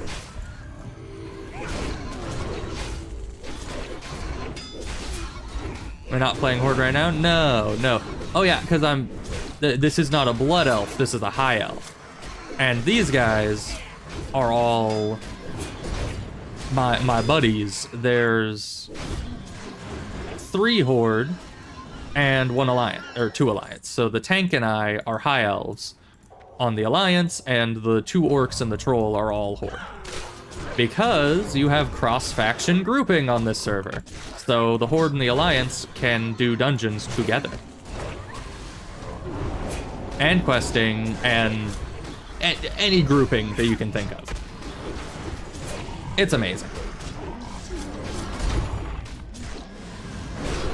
I mean, I cannot play, I cannot, like, see... You can cross-faction play, yes! It's amazing, even Battlegrounds are cross-faction. Which gets really funny, because sometimes if people level up, like if a horde player is leveling up levels up in a battleground and they're on the alliance side because of a cross faction, it'll say something like, you know, the first human shaman has reached level 50, congratulations. And it's like, human shaman? But it's just counting them as human. It's like a shaman that's like a troll or something, but it's counting them as human because they're on the alliance side. So it has some funny quirks like that, but you know, it's very cool. And it's pretty seamless, you know? There haven't been any bugs with it as far as I've seen. I am low on mana. They need to slow the heck down. The healer's not even here. Why are they dying?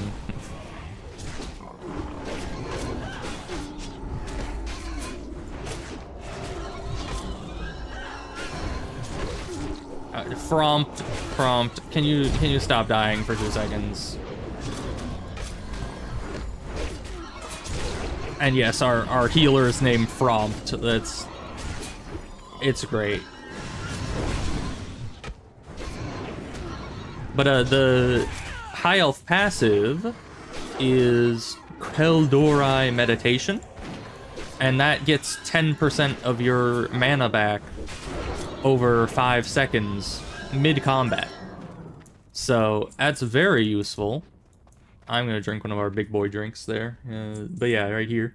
10% max mana over 5 seconds, very nice. Duke Seeker Frompt. Yes.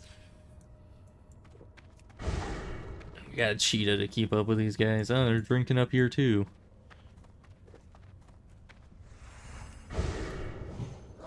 Gonna drink and just send the pet in for the DPS. Let me get my sips in, please.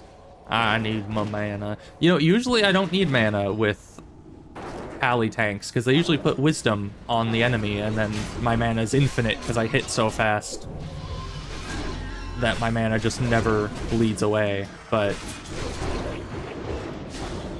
in this group, they're not doing that. I wonder what seal they are putting on enemies.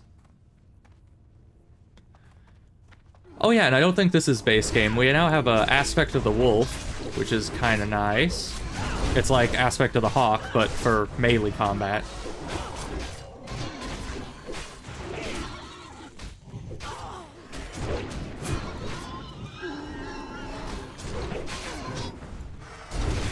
This is fine.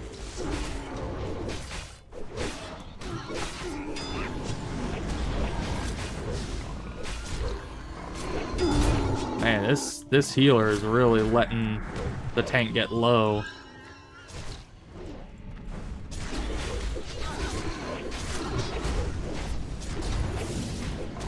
But no one died.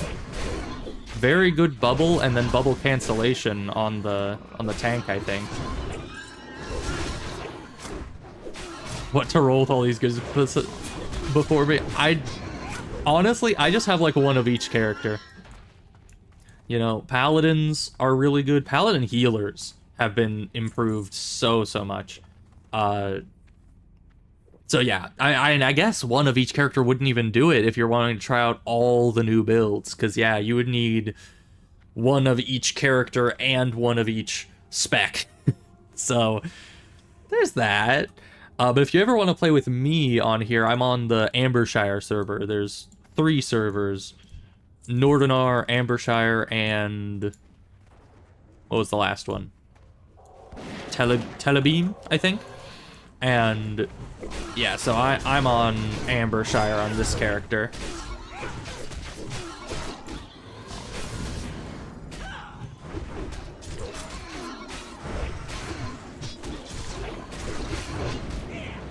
Yeah, they're not really putting any seal on the enemies, even the enemies that live a while. It's kind of odd.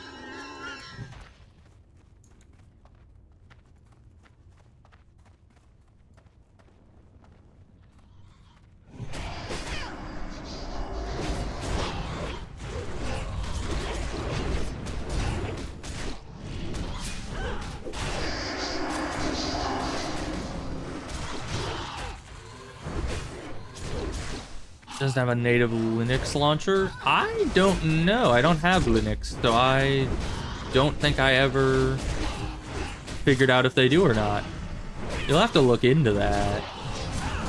But they do have their own launcher, so I assume they have integration with as many, you know, operating systems as they can.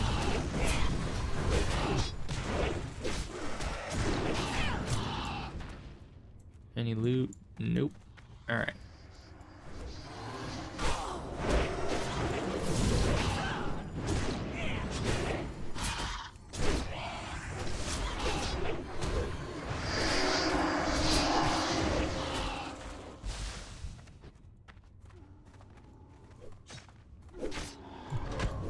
I need mana. We're gonna use meditation. I'll heal him. You better not be able to run past that barrier.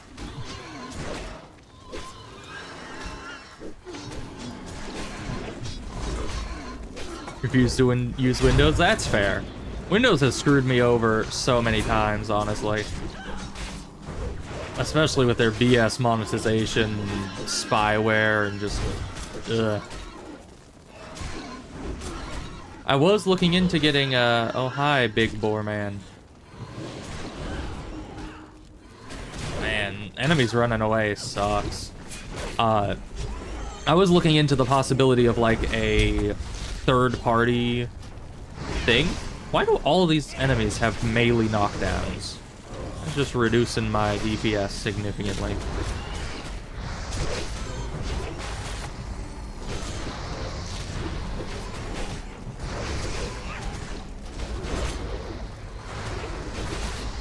Okay, put wisdom on this thing. That's good. That's why I'm actually able to keep using abilities.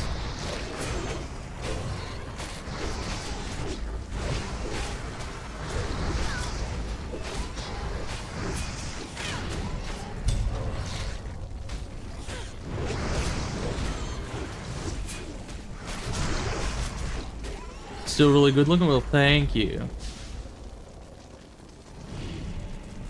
That's pretty decent, honestly. That's pretty good. And I don't need this chest piece for my thing. I'd lose 2 strength, but that's a lot of stamina and armor. And spirit. How does it look? The same as the other harness-looking gear.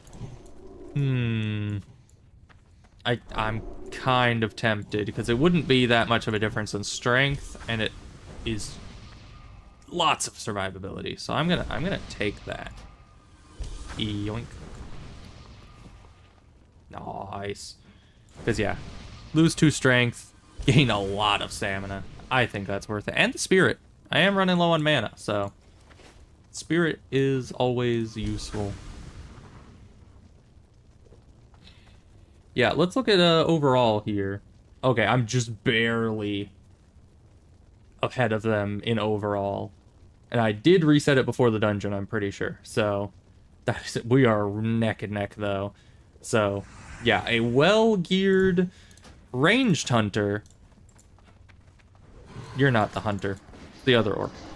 I was like, why do you not have a ranged weapon, my good man? But yeah, a well-geared ranged hunter does seem comparable to the melee hunter, which hasn't been my experience in earlier dungeons. I guess none of them were well-geared, or just didn't know what they were doing. Because yeah, I've basically out-damaged every hunter I've seen on this character so far, by like a large margin.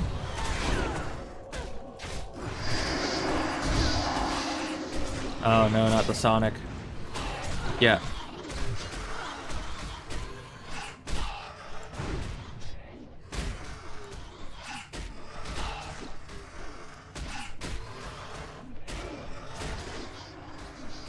Oh, I'm dead. I'm definitely dying. Is he high enough level to have Feign Death? No, he's 1 level away. Oh, wait. No, he has it. Good, good. Whew. Oh, because they bubbled this guy? Divine Interventioned him? Oh, yeah, Divine Intervention. And since we were both dead, quote unquote, that meant that we were able to do it. That's great. Actually, that was the first time I've ever been able to use Feign Death. I saw the tank die and everyone else was silenced, and I was like, ugh. I'm totally dead. Don't even question it. And it worked. That's great.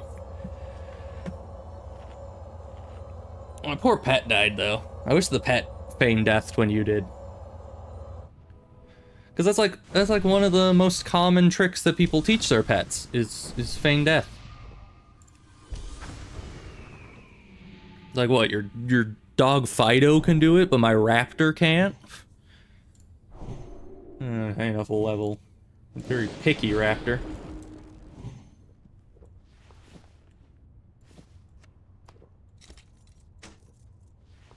That's down there. Sell pile here. Quest item there. Okay. Tank dies, hunter immediately dies of cringe. It's true. Yeah, that's the... I don't have the thing on my OBS that shows the gifts, but isn't that the one with Killer Bean? Where he just falls over and just dies? I love Killer Bean. It's such a good movie. Oh, why do you keep letting him pull aggro? Tank, do something about this.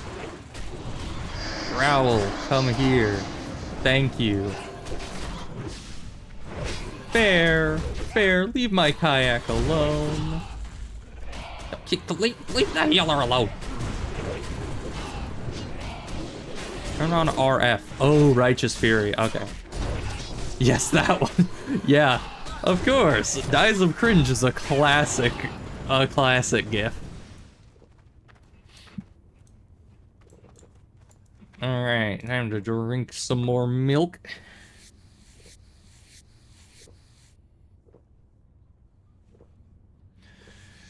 Oh boy, yeah. I think it might just be the greater bats that do the AoE, so as long as we keep them away from the healer, we might be fine. But the tank just keeps over pulling, you know? Like, especially when you're dealing with things that have frickin' silence on them, you want to not be pulling so much.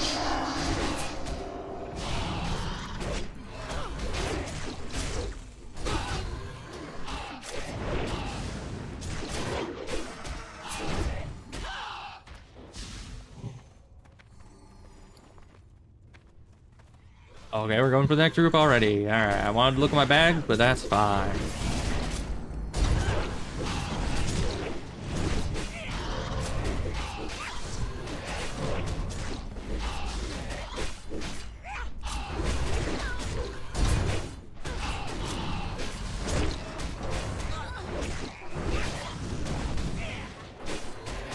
I still want more crit chance. My crit chance is pitifully low for how much agility I have. I don't know why.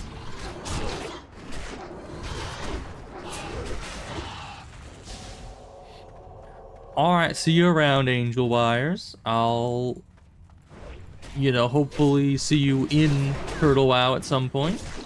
And that'll be great. But have a good shower and a good day. Yeah, the mini crawl bats don't seem to do any AoE, so they're fine. Well, it's not fine when they attack the healer, but, it's better than the big ones.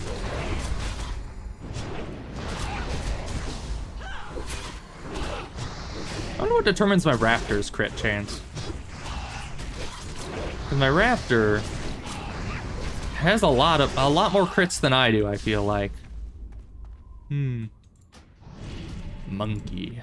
Not better than mine.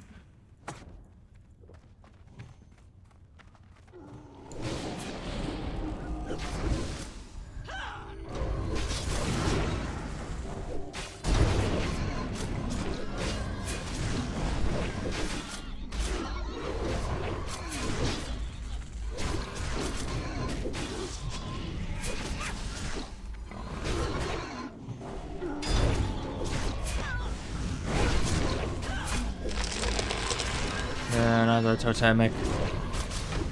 Get yo rooting out of here. Nobody likes you.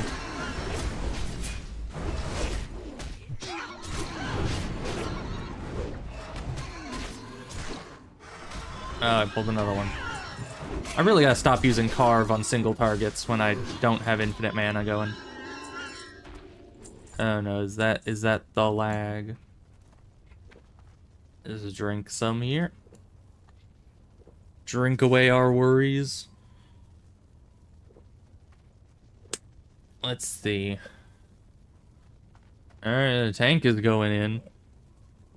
And they're in combat. That's great. I think they're in combat. No, they just put a seal on. I guess they're waiting for us. Okay.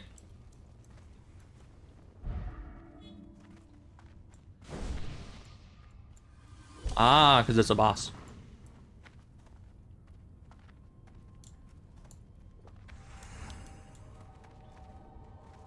Troublesome whelps.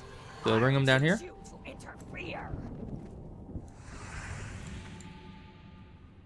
Yeah, okay. Hit him with the rapid fire. Immune? Why immune? Not immune anymore. Okay, get him.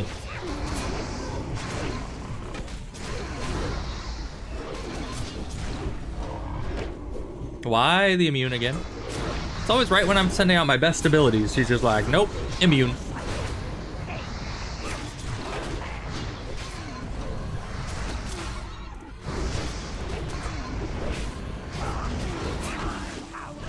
See, I use lacerate, and she's just like, nah, I'd bubble it.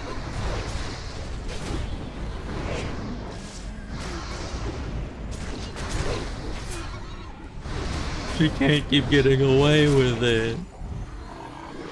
No. Well, I wasn't using any abilities then, luckily. Oh. Yep. Yep. Yep. Please. Yes. Yes. Your main hand, your one hand. Oh. Now I have like 0 axe skill, don't I? No, I have 120. We're fine. Alright, pet, are you gonna behave? Or are you going to have to die?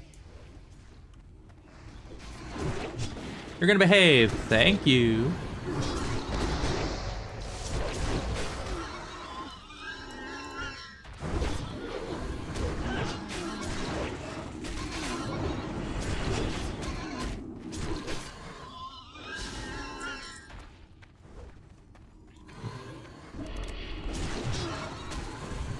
Okay, we're fighting out here, it looks like.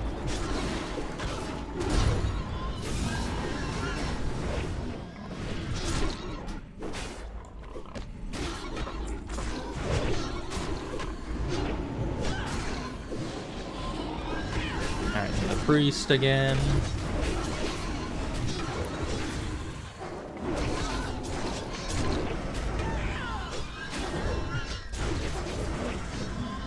Alright.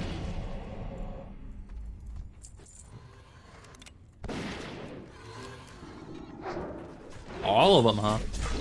Alright, then.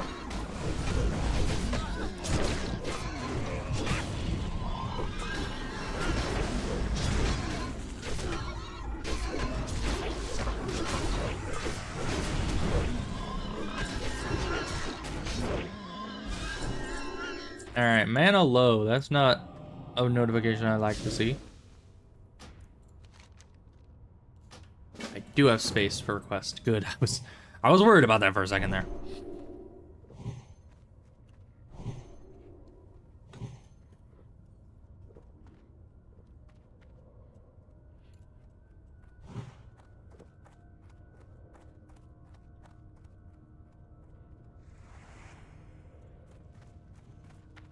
Alright, over here.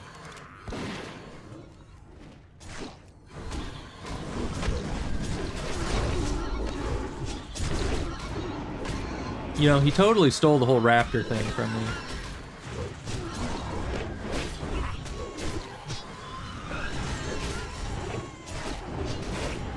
But you know, my raptor matches my eyes, so there's that.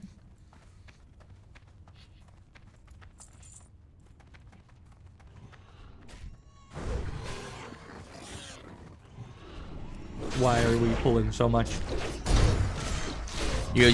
I'm pretty sure, aside from just like a ton of AoE damage, killing enemies one at a time is not that much less, you know, quick than than pulling everything, but it's much safer.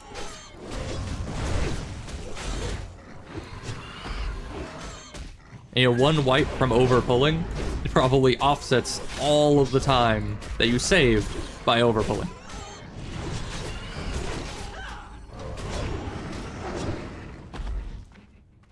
There's loot back there I can't get.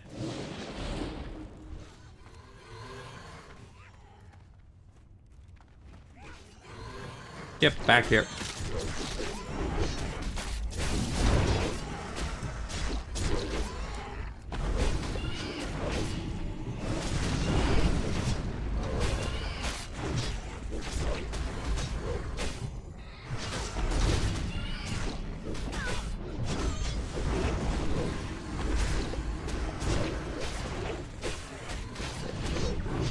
They're doing fine.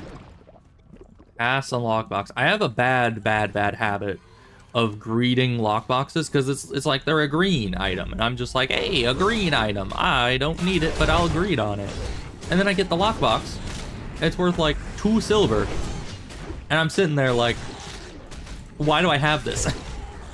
I know that I'm never gonna find a rogue to open it. I'm just gonna sell it for a few silver. Why did I get it? It's basically just wasting an inventory slot that could be filled with something much more valuable. So yeah, it's a very bad habit of mine. Why are they going back here?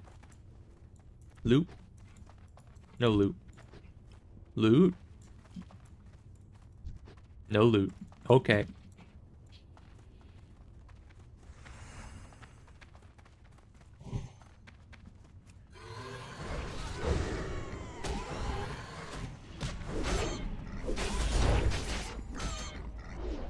What, was 2 not enough to satiate your bloodlust? Now look at what you did. Now the healer is under attack.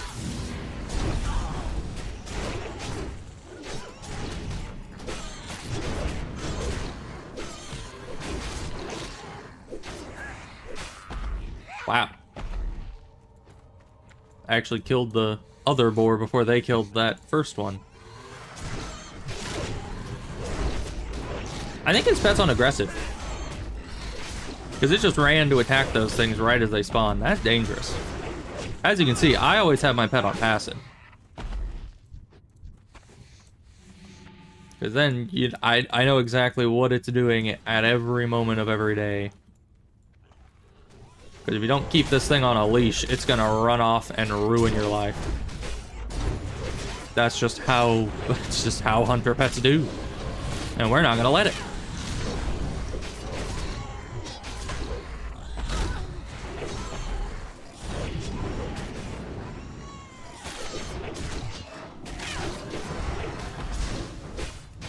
Hit myself with some Keldorai meditation over here.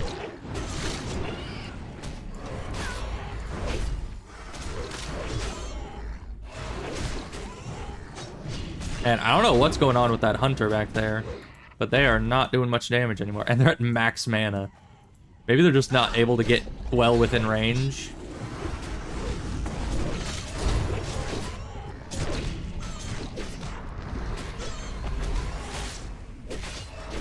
Well, I'm out of mana.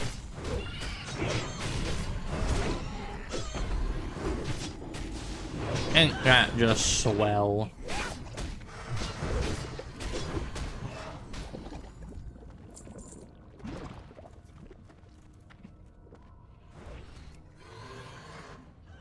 Go in, my pet.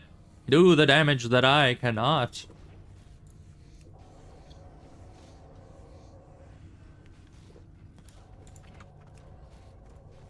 since I'm kind of the only one in here, you know, fighting them, means that I'm still getting good damage.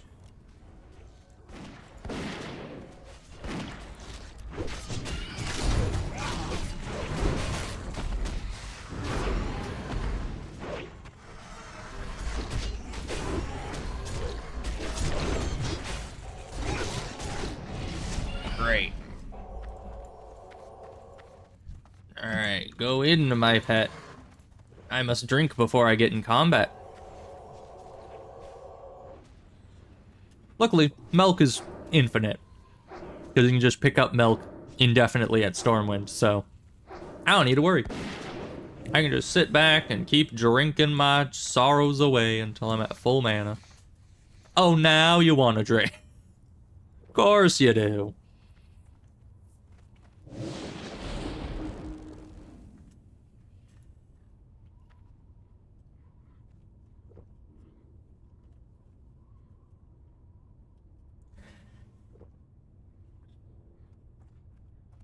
Alright, there goes the goblin.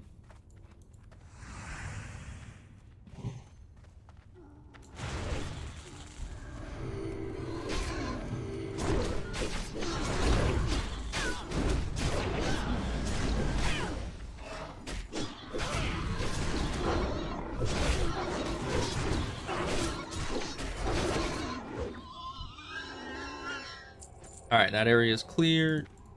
Do we just... This is the entrance, right? Yeah, we're like right there at the entrance. How do we go past there without killing those two? I'm not sure. That's kind of weird.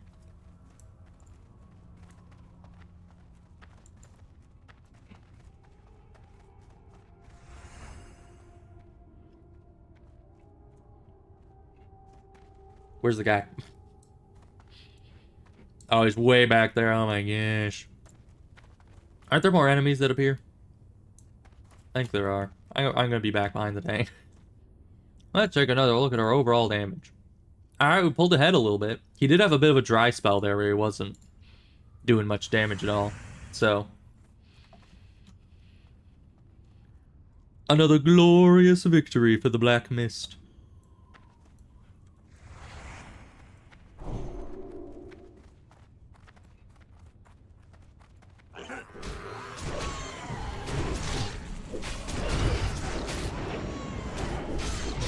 Hard to tell what I'm selected on in all this frost.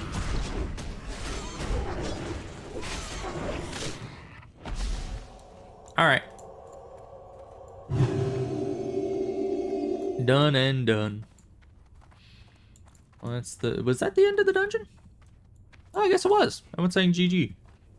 I guess that's that. Well, good for us. Time is money, friend. Ah. Oh, 6 agility. Keep it real. I don't know if it's actually better than anything I have, but thank you.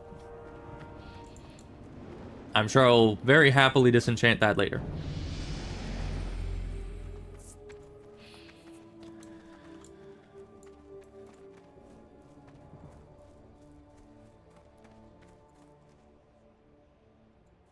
Wait for them to go by and sneak our way out here. We could just Hearth, but then I wouldn't have Hearth ready for the next dungeon. That would just be unacceptable. Yeah, get on the pet so I can just sprint away. Thank you. Stickers. Is that 3 tents right there?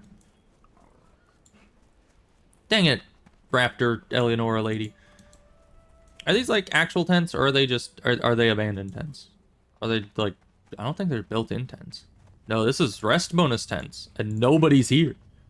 Oh, 2 just disappeared. Oh, I still have this one. Give me my rest bonus, please. But yeah, you can see with the rest bonus, rested XP thing right here, how fast it goes up. It'll pop an update eventually. So we're at 59%. We're still getting rest bonus here. 61%, yeah. So it goes up pretty fast. I do have my own tents as well, but I'll just sit here for a bit until this one disappears, I suppose, because the other one's just disappeared, so this one can't be long for this world. Unless the other people that placed those just logged out. Because I think the tents disappear when the person that placed them log out. Which is unfortunate. Okay. Everything's sorted out. Let's do some feeding. There you go. Do we need to still be in the group? I don't think so. Let's just leave party. And then we can start disenchanting some of this. Because, yeah, this is just... I might just go for this. Because I like having the damage returned as healing. Because, obviously, who doesn't like lifesteal? But at the same time, maybe I just don't need that yet. I mean, intellect and spirit is nice too. But 6 agility, I mean, how much of a difference is that? Let's see. 4.47 and 63 to 88. 64 to 89, so 1 on the low and high end of damage. 4.68. Yeah, it's like a 0.2% crit, 0.21% crit. Decently significant. And it does increase the damage by a bit. Yeah. But 1% damage dealt return to healing is nice, but I shouldn't be taking the damage in the first place because I have a pet.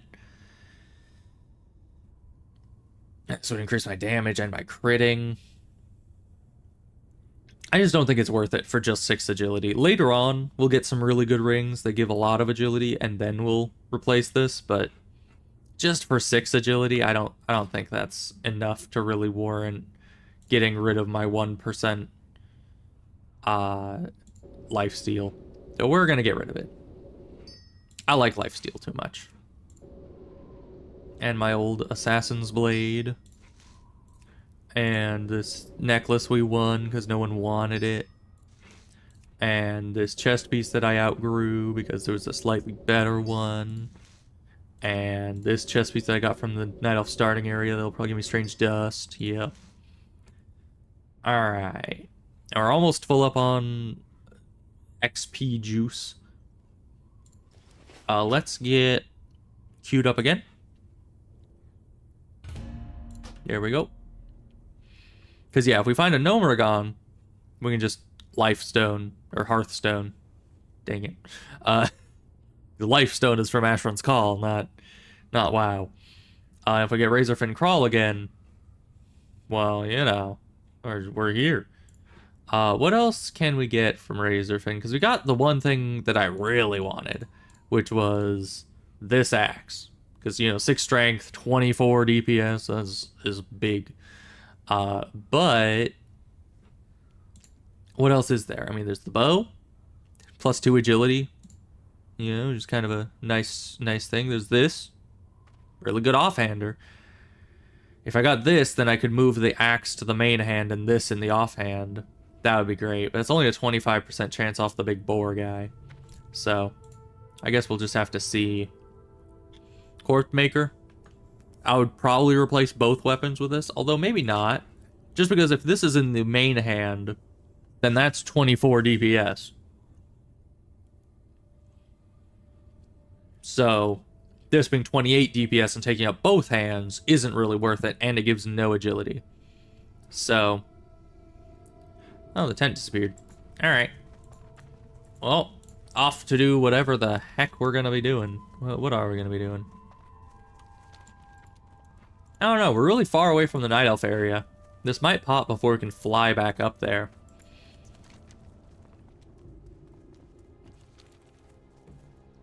But if we get a Gnomeragon group, I would want to be able to Hearthstone. So we don't want to use the Hearthstone and put it on cooldown.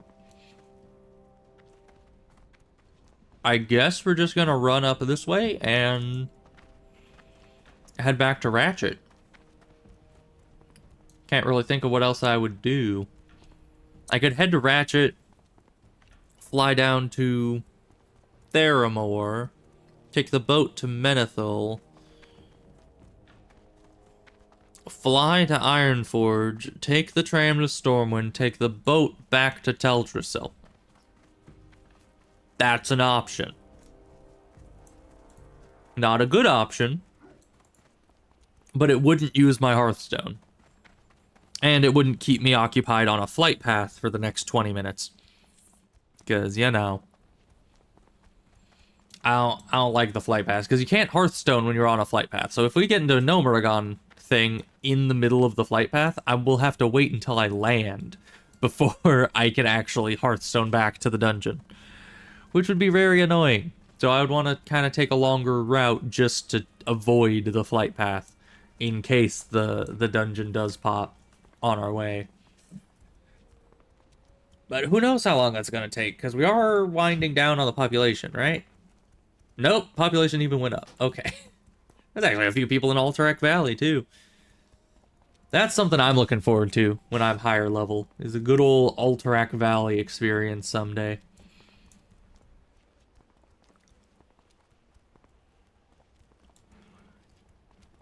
Is that gnome called Minive?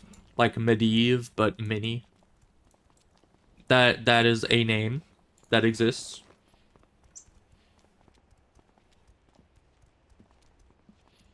Ooh, we can actually put some stuff in the bank while we're at Ratchet, but I don't think we'd have to. Just because, you know, we're going to be going past Ironforge and Stormwind. So why would I need to put stuff in the bank at Ratchet? I guess while I wait for the boat would be fine. Man, I kind of want to stick around here if I can. Ooh, I could learn fishing. We could fish. But that wouldn't really be anything on stream. But it's mainly about them, who the heck? What are they doing? I have no idea. These people. But yeah, it's mainly just dungeons. I like dungeons. You know, I could easily probably out-level. Are you guys Aldernassus? Even the horse guy? Anyway, I could easily out-level dungeons a lot faster than I do if I just sit down and do level-appropriate quests. But I don't like doing that, you know? I like dungeoning. I like being in a group, smacking things in the face, seeing big old numbers on the damage meter, you know? I like that. And so I always level up characters to do dungeons, essentially. And that makes it so I just want to find filler things to do, like improving my Darnassus rep while I'm waiting for the dungeon. It doesn't give much XP, but it gives rep. And that's all that we care about. Because, yeah, pretty soon we're going to be out of the Gnomeregan range, which will suck, because I like Gnomeregan. It's a good dungeon. Razorfen Crawl, not as much. You know, I'm not going to say it's not a good dungeon. It is, but not one of those dungeons that I am sitting there, like, begging and pleading to stay in the level range of just so I can do it more, because nah. I mean, it has good drops. I like the drops in Razorfen. It just doesn't actually... It's not as cool as Gnomeregan, I guess. Gnomeregan's just really big and impressive. It has lots of quests. For the Alliance, at least. And really good gear from it. Like the pants. 18 agility. Like, when do you... Oh. Well. We just got halfway away from here, and now we're probably going back. Because hopefully that'll pop again. Whoever said no to it will hopefully say yes this time.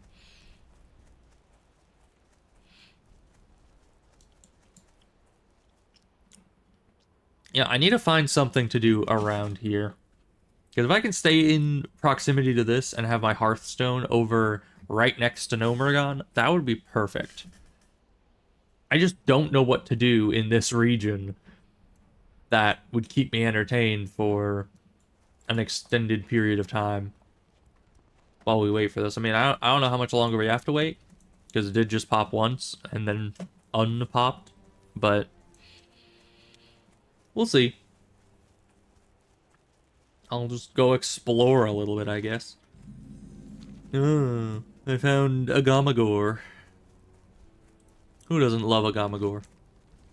I almost died over here, I remember. Forgot on who. Maybe my shaman? Yeah, probably my shaman. That's a horde town, right? We don't want to go in there.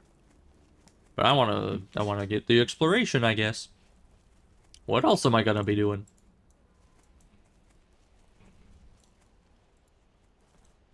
We could go to the neighboring zones, like I could go down to the Thousand Needles. You do those quests? No. Hello, guards. Please do not kill me. I wish to explore. I don't think I can explore from this side very easily. I think I need to go this way.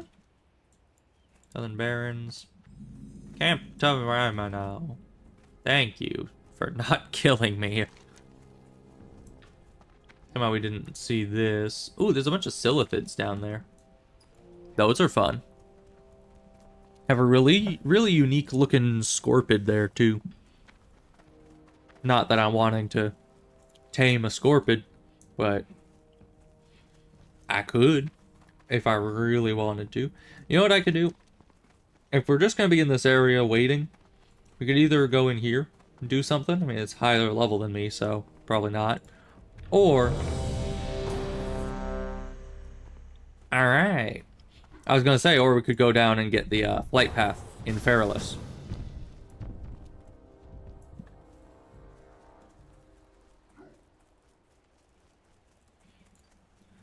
Alright, I don't think we have any people that were in the last one. So that's probably good. Ah, there's already 4 of us here. The 5th one's pretty nearby too. Sweet. I can put down one of my tents once I get there. Just took flight path 1,000 needles, yeah. Well, I mean, 1,000 needles is pretty close anyway. Shouldn't be an issue. Man, but all the next levels are gonna give me such good talents. Like, I have to get this one, so I can get this. So Untamed Trapper makes it so I can put down traps mid-combat, which is so useful. Because that means I can actually use, like, Immolation and Freezing and Frost and Explosive traps all as actual in-combat abilities and just hit things with it. Additionally, there's Killer Instinct, which is just 3% crit chance and, what is that, 21% crit damage. Unless that ramps up differently than a linear progression. Vicious Strikes, which will just reduce my cooldown by 1 second on both of my main abilities. Lightning Reflexes, which we talked about, which was plus 10% agility and giving me an equal amount of melee attack power to my agility, making it so my agility essentially increases my attack power by 2 each agility rather than 1. So yeah, all of these down here, every single one of them are so important. I'm getting this one first so that the second that we get up to 25 points, I can start putting them into here and then get this, because these two are the most important. I want to be able to use my traps, and I want to be able to just have my agility be overpowered. These two are still very important, but I will get them after these two. And then, after all of that, which will take a long time, long time to get, then I'll come over to Beast Mastery, surprisingly, because over here they have Swift Aspects, which makes it so while my Aspect of the Wolf is active, all normal melee attacks have a 10% chance of increasing melee attack speed by 3% for 12 seconds. What that does at max rank is 15% attack speed, which is significant.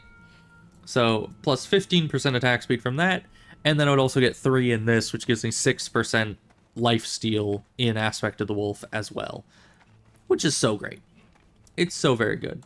So, those we're gonna get, and we might have points left over, I don't know. But I know we can at least get all of that. So what are we wanting from this run in here? I think we want that dagger. Maybe the sword. Good damage on that sword. I don't think we want Corpse Maker anymore. Just because this axe that we have is good enough that I don't think we need it. Yeah, we're almost there. The dagger would be very much appreciated. That would be amazing. The bow could be good. Extra agility, always nice. Do we have anyone else uses bows? No, we do not. Good. It's pretty much all for me then. Nothing there, because this is a unique axe, so you can't have dual wield of this, which is sad because that's a high DPS thing. That's probably why they made it unique. Yeah, and so that's about it. We basically just want the bow and the dagger. Maybe some other stuff. I mean, look at the belt for agility, not that good. Maybe some armor somewhere in here. We'll play it by ear with that, but.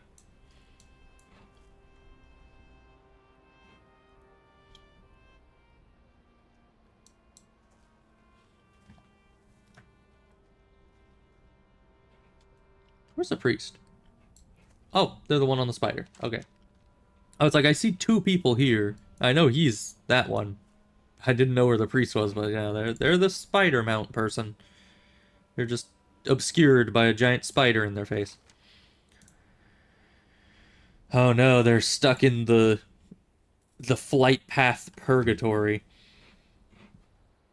That is unfortunate.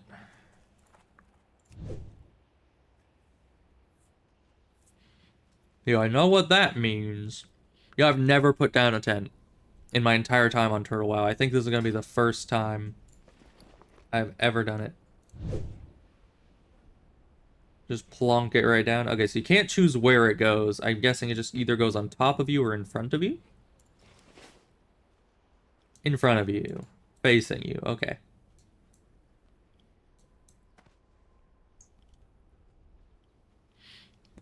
Now we can just sit back and relax as we just have a good time with the tent, getting all the XP.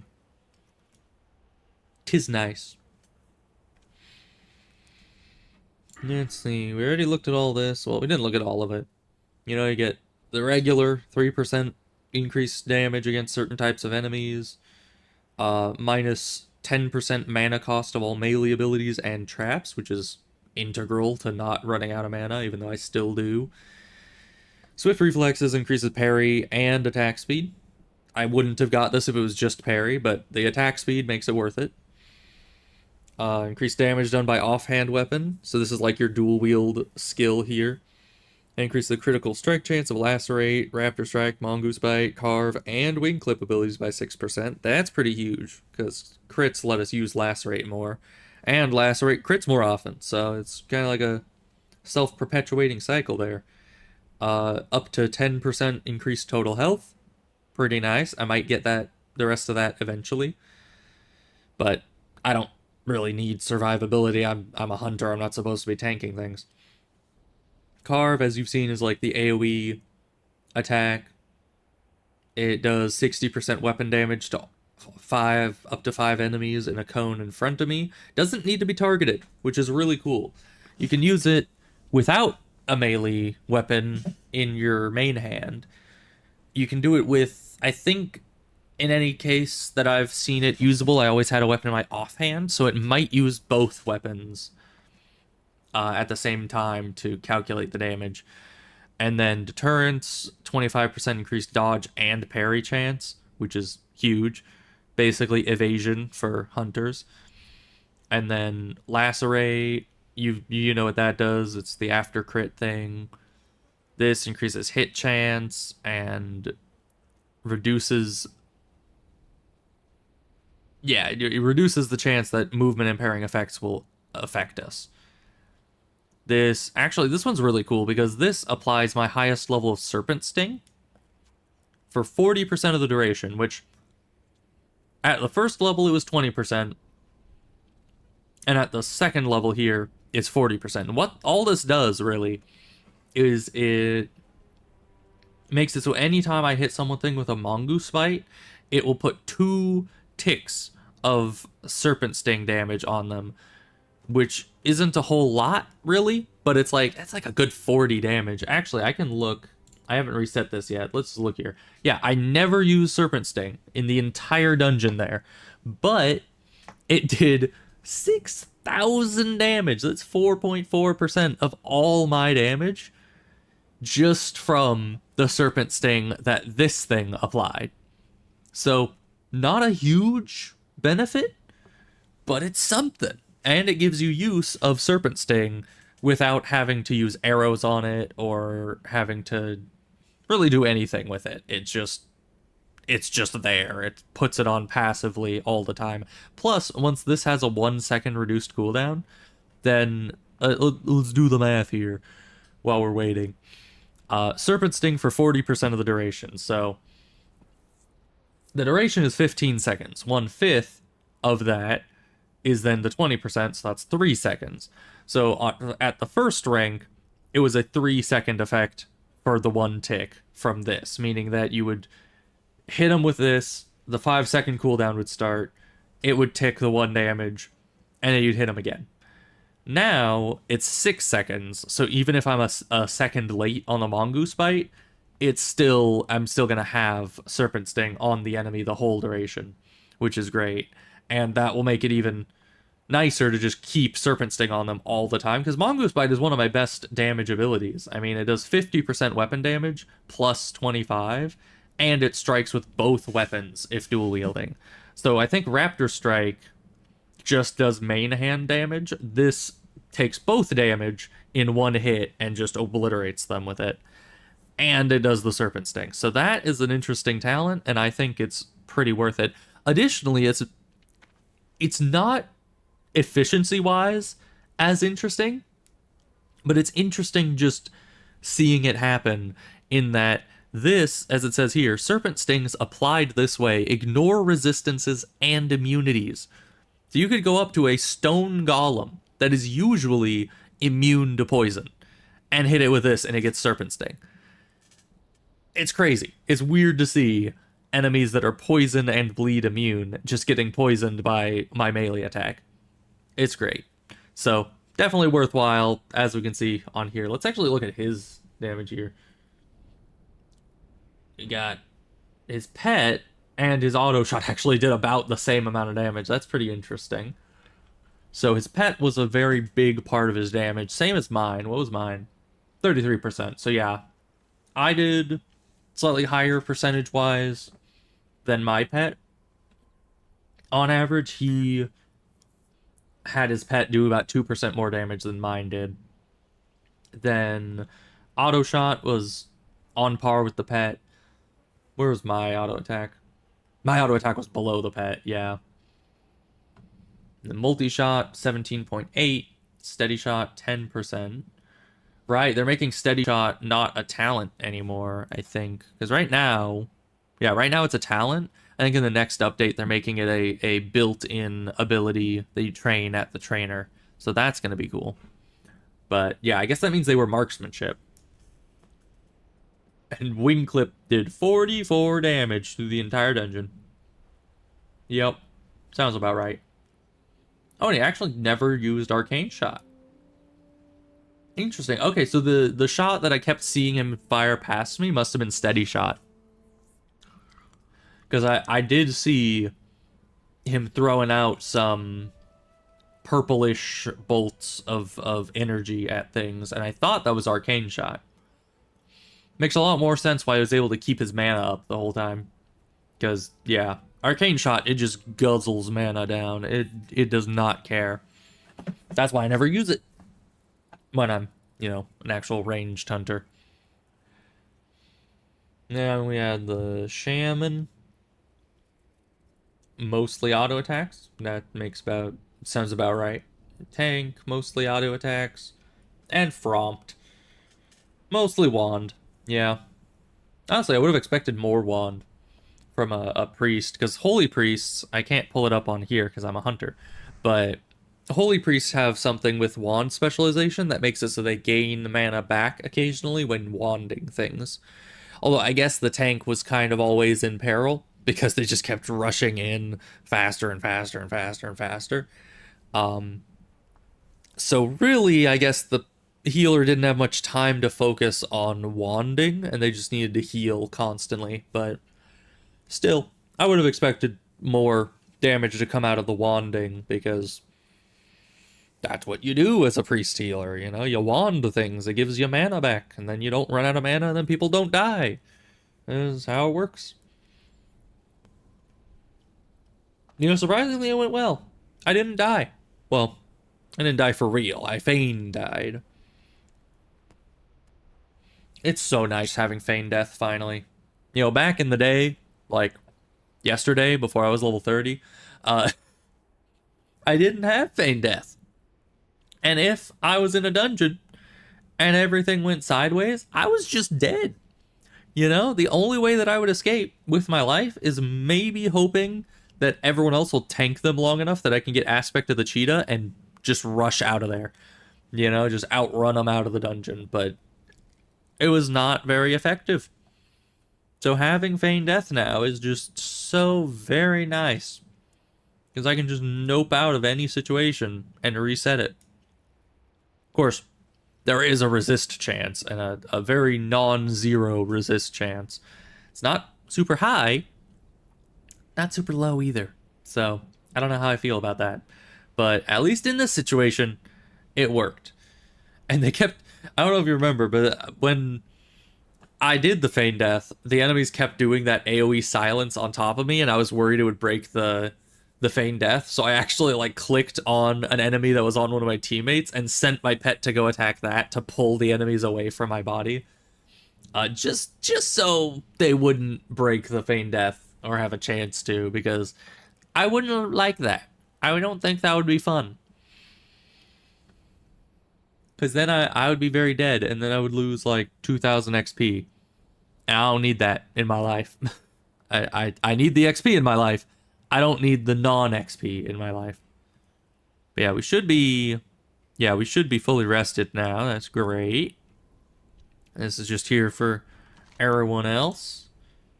I see they're taking the flight path in to good old Theramore. That flight path was upsetting.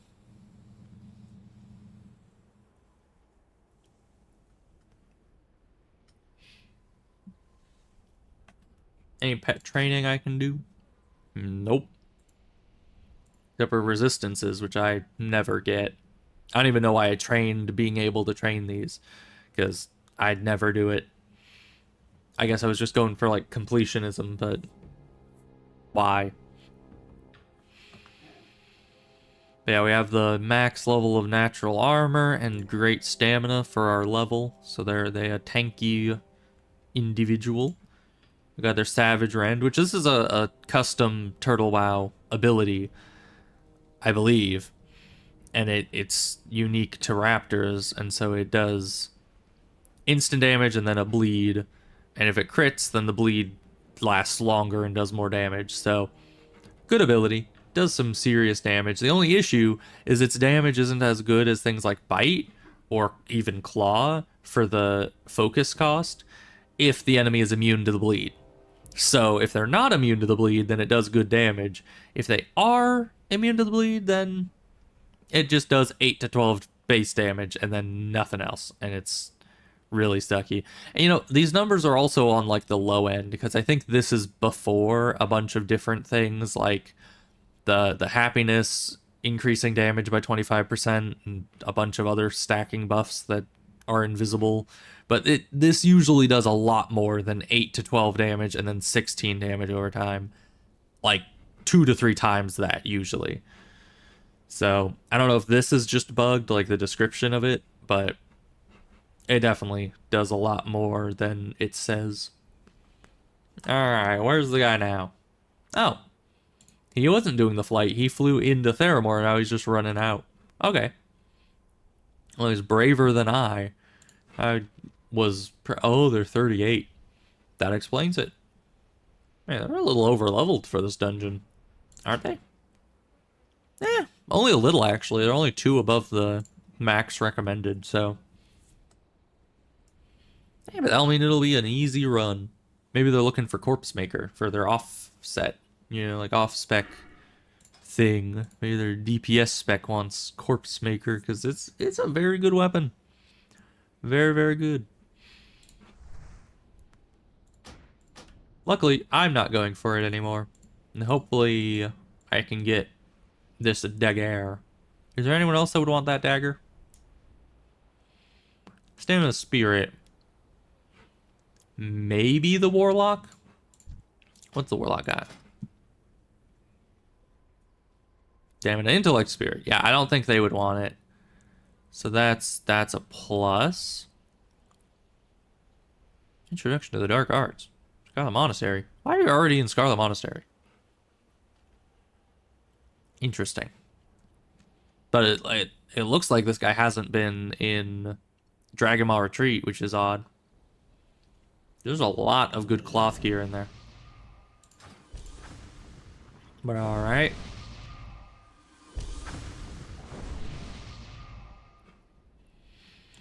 Have to reset the data on that. Just to be sure we do. Because I always forget to. You know, damage meters on official WoW always have the thing like, you joined a new group. Would you like to reset the data? This doesn't do that, I don't think.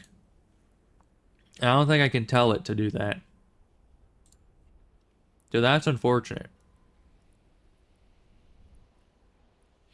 Apparently, I can unmerge the pets from the people. So the pets actually count as like a separate entity on here. Which I don't think I'll do. Because that'll probably just get confusing.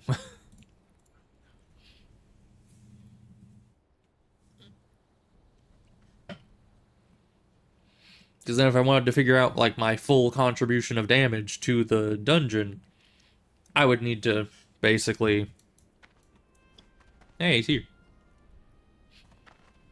I would need to actually like manually combine both my pet and my damage into one. I don't think you'll want the dagger either. So we might be safe. He got some scarlet stuff as well.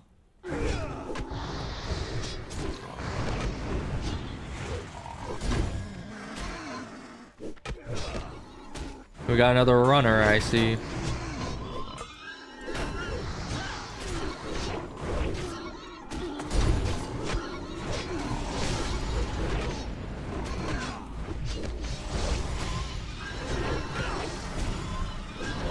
Of course, now we have some much higher level people in the dungeon to compete with DPS-wise. At least earlier we had a hunter around our same level.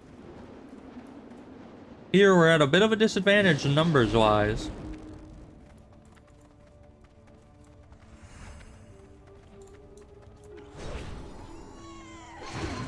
Especially if this guy's just gonna keep backing up.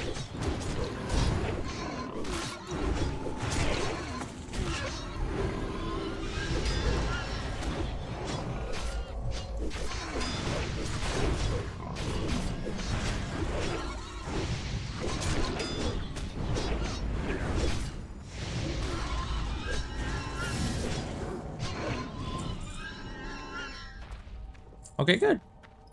Everything's fine.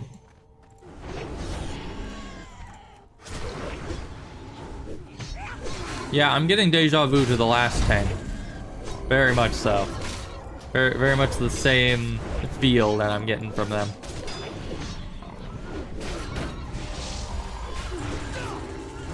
Dang running, guys.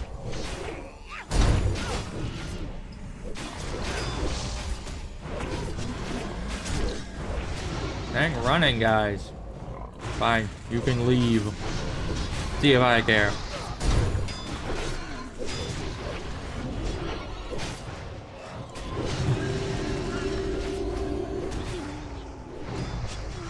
Why am I so slow? Who's doing that?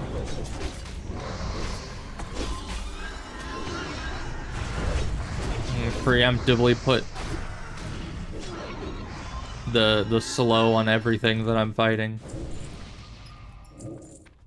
Yeah, I don't think we're gonna be able to out-damage Spellbreaker. I mean, Level 38 Pally is hard to beat as a level 32 Hunter.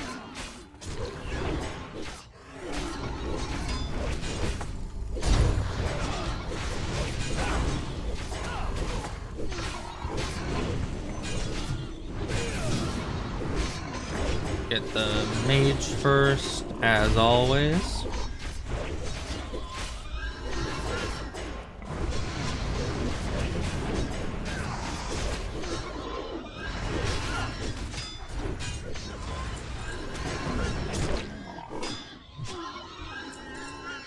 Oh, I'm miles ahead of the next highest damage. It's just this tank is on another level. Finally, an enemy that stands still so I can kill it. I mean, is that so much to ask for? I guess it is. I suppose so. Because they never want to stand still.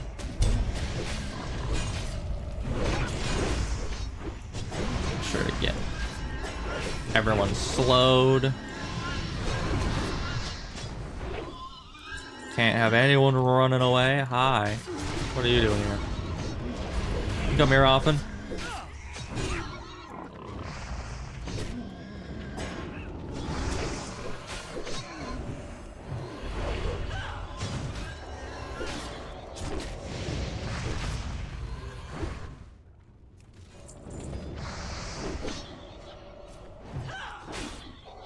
Come on, pet. How long does Chains of Ice last? Jeez. There we go.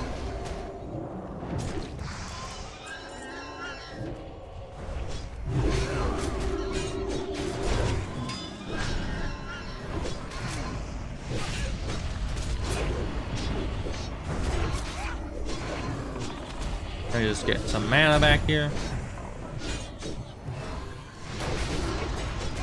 We'll try to fight his target, even if it's the wrong target. But we'll try to, just to get that good mana again, you know? Because he is using Seal of Wisdom, unlike the last one. Which is a plus. Oh, cannibalism. Doesn't that just recover health?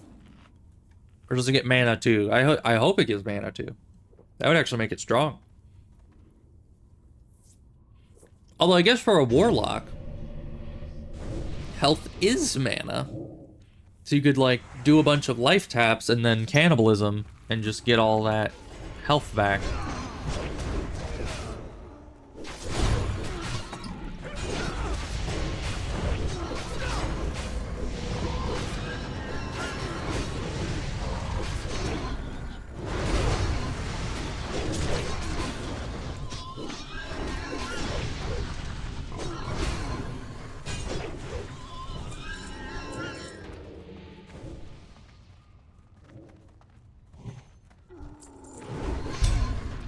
Ow.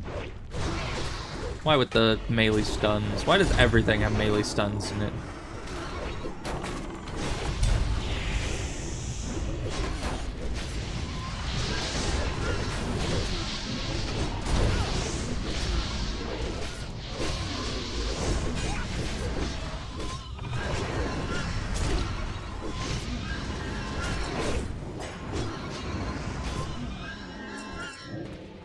You know, but it's a lot less stressful because I don't need to compete as hard for second place damage, you know?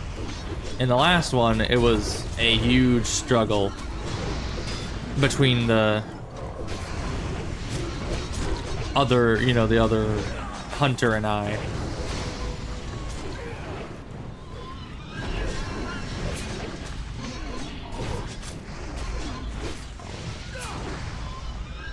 But you know, here it's a bit more chill. Monkey. Okay. Now that is one of the swords that I would consider taking. How good does it look? Ooh. I kinda like it. Alright, I'm gonna need that. Hashtag need that.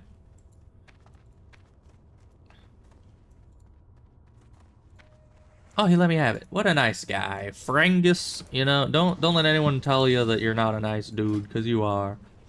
Alright, and that's main hander. There we go. Alright.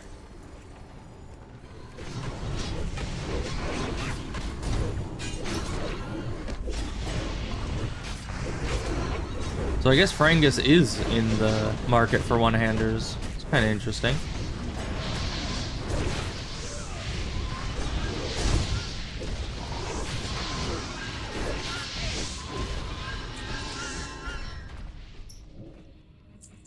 Yeah, sometimes the pet goes a bit hog wild. I don't appreciate when it does that. You know? Because yeah, as you saw, you might have seen there, I stopped it real early, but he tried to run off and attack the next group because of the auto targeting that it does. Because I think it targets enemies of the lowest health close to your cursor on the screen. Oh no. Well,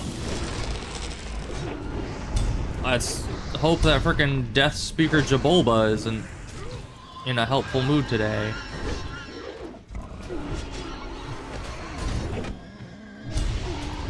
No, but apparently we want to summon the wrath of Jabulba. Not mana burning people. That's rude. Don't mind control my pet.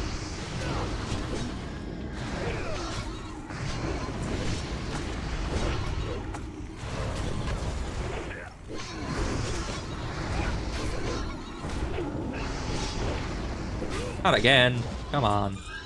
Somebody actually healed it. Nice.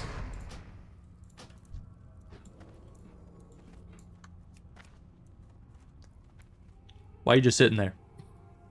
Come on. Thank you.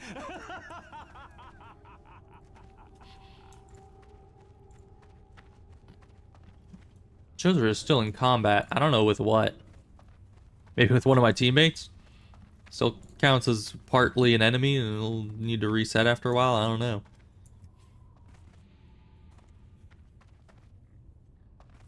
But so far, so good. You know, damage is doing nice. We're killing things real nicely. They keep knocking us over, which I hate. This new weapon we found is pretty swaggy.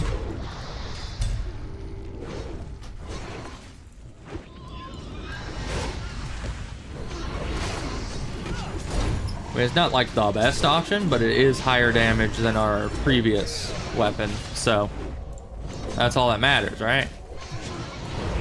Though I would like that dagger, because I want this axe in the one hand, in the main hand. But the sword is a main hand weapon, and the axe is a one-hand weapon, so unless I get another one-hander, I'm not going to be able to put my current one-hander in the main hand.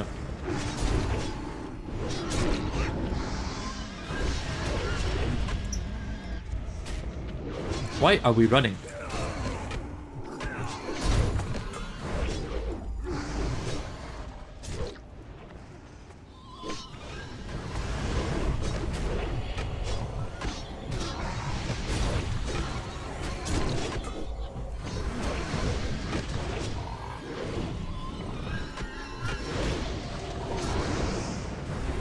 Oh, did you see that? I had top DPS for a second there.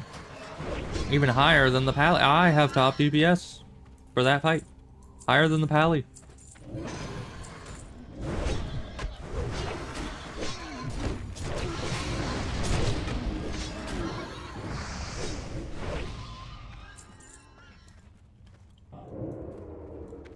Alright.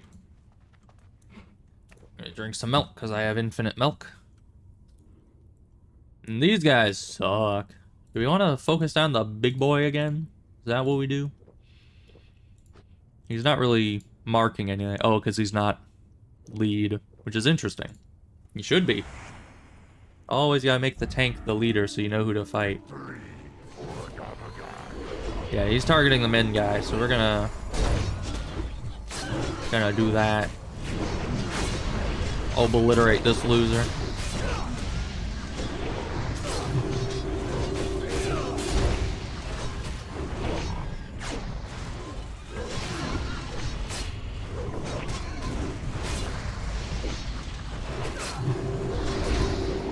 No crits. So no lacerates. Alright, Tuscan Helm. Oh boy. Oh boy, my favorite seat. Lots of armor piercers. Let's see. You're male. If only. Look at that strength, agility. That is my jam right there. But it has to be male. I'm not level 40 yet. I can't wear it.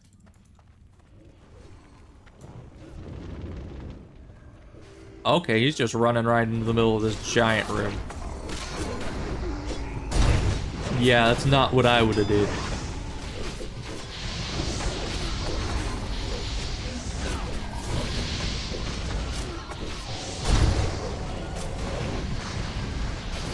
Especially because there's multiple healers in this room. I mean, that's difficult to contend with.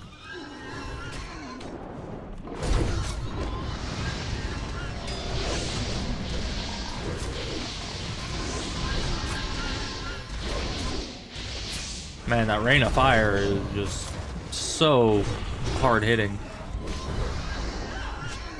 Yeah, rain of fire is their #1 ability in that fight.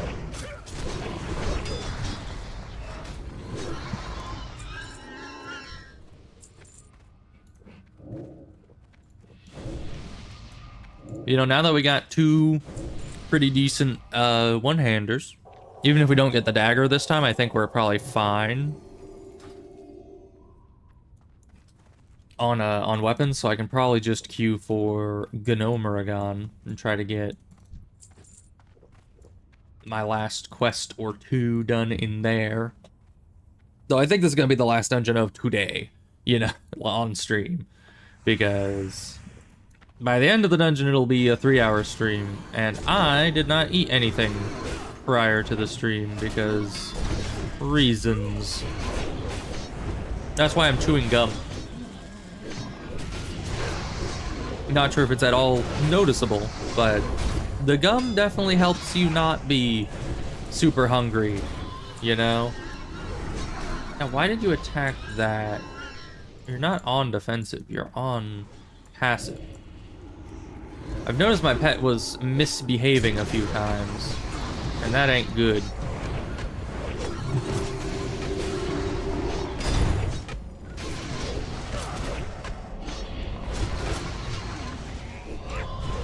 Yeah, the pet's only supposed to be attacking what I say, when I say, and nothing else.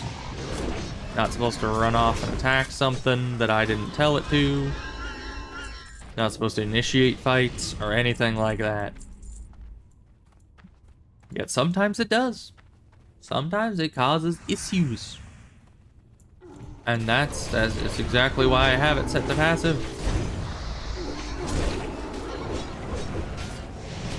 So yeah, I think it getting mind controlled set it back to defensive stance for some reason, and just didn't update it here.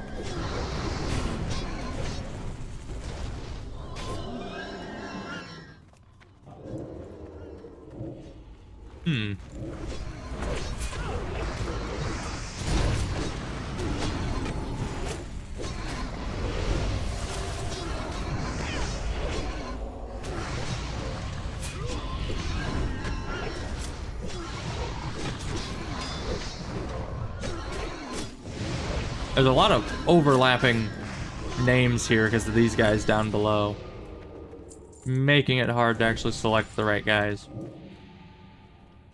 What is this? Wait, is this a new area? I don't think I ever did Razorfin Crawl on this server. At least not since they added this. Apparently the tank of the last dungeon didn't know this was here either, because they didn't even look this way. I just happened, we walk right in front of this vine thing, and I first time I've ever seen it.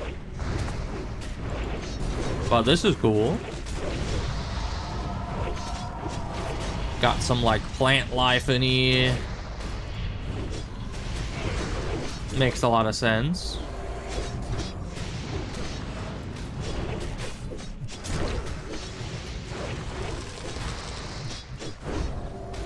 Oh, such a good fight for us. The crits are strong with us. Oh, but they got 0.2% damage higher than me. Darn you, Paladin. And your 0.2%. That's a lot of guys. Now that's a lot of damage.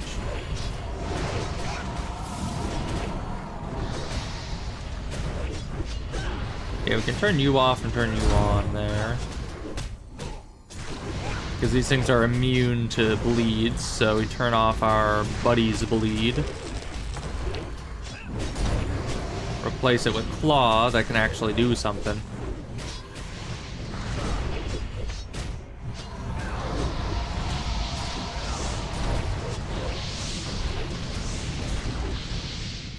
Nice. Man, how do they do so much damage there? Lots of consecration.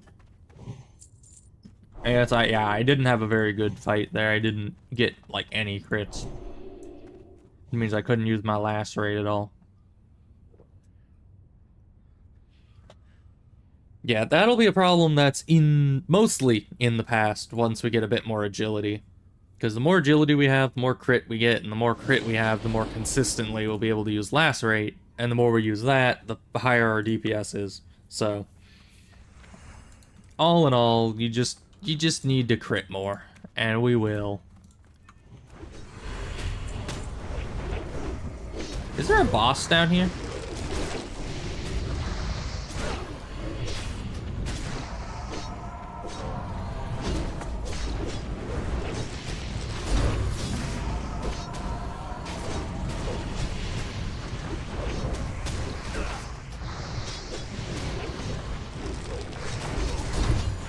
See, and now we're at the top.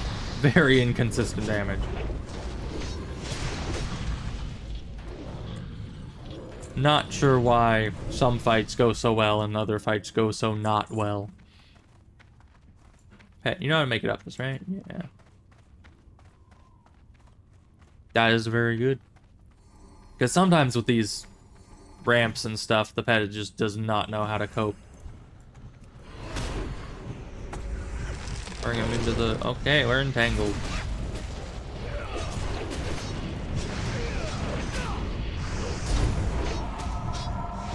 For how long? Jeez. Okay. We are free once more. That is a lot of rain of fire. Do you mind, rain of fire? Do not blow out my eardrums, please.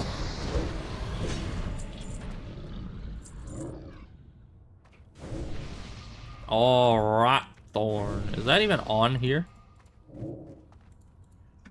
I don't think it is. This must have been a bit of a newer addition to the roster. If only Angel Wires was here to see this. You know? It's a perfect example of all the new content.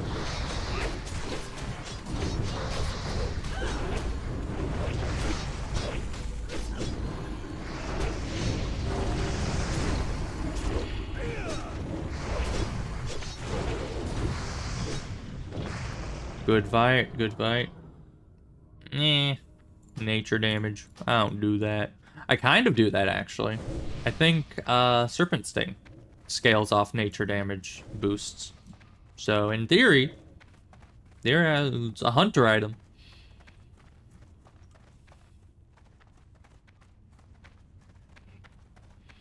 Man, they just have you run around on all these brambles. Pet, are you gonna cooperate? No, you're not.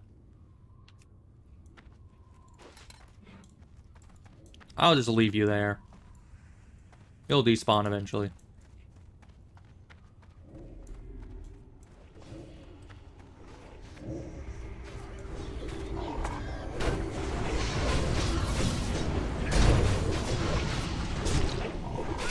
Yeah, we're without a pet for some time.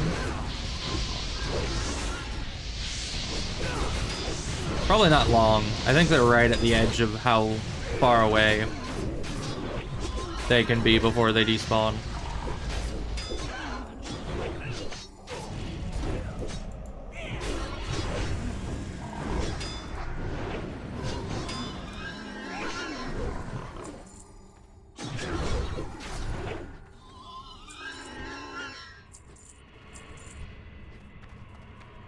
Yeah, pet synergy is very important to my damage, so we're gonna be a bit low on the DPS for now. Nope.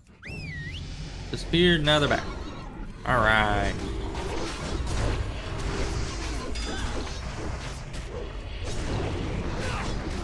I mean, as you saw, pretty consistently the pet is about 20 to 30% of my damage.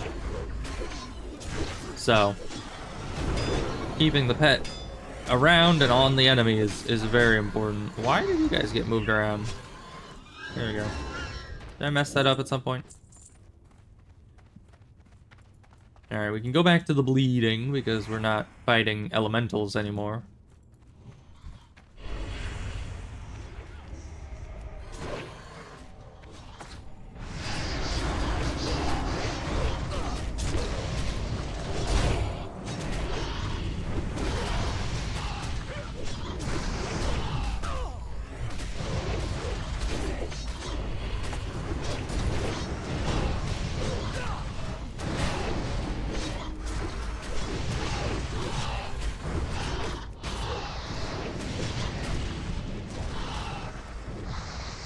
Well, you know, at least with this tank, I don't think the silence bats are gonna be pulling on to the healer. I would hope not, at least. Because that was an issue with the last person, the last tank, but I don't think here that's gonna be a problem at all. Which is great, because then I don't have to feign death and everyone die around me.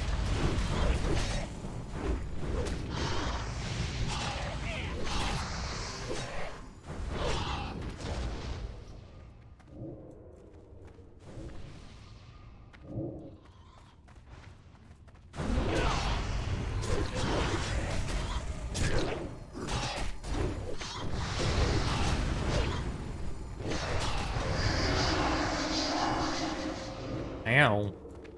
Sonic Burst hurts.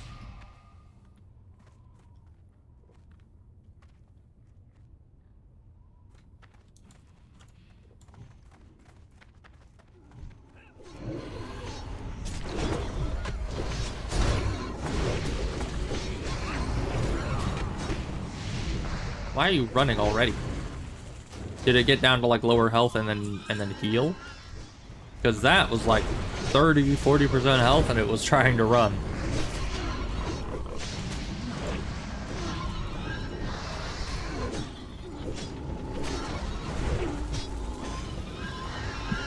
Alright, ward guys. Okay, they were much easier than I thought they would be. I got the big boar, right? Agathalos the Raging.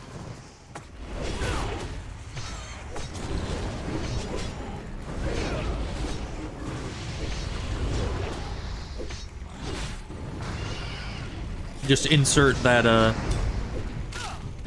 that meme of the woman yelling at the camera, just like, I'm freaking fuming. Just put that over the boar. So apparently it's raging. That's what it says. That's what they do. Ah, we were pretty much on par. Ooh, yes. No, Frangus, don't take it. Hey, I got it. Good. Now I can take you off, put you over, put you on. Nice. Sorry, Frangus. Frangus. Sorry, Frangus. But I must have it.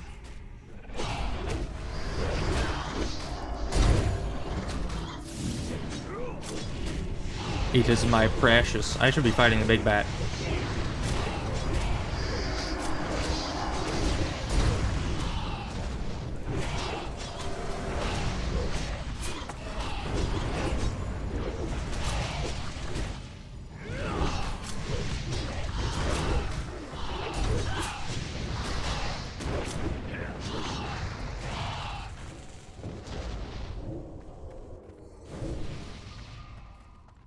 Why does he want a one-hander?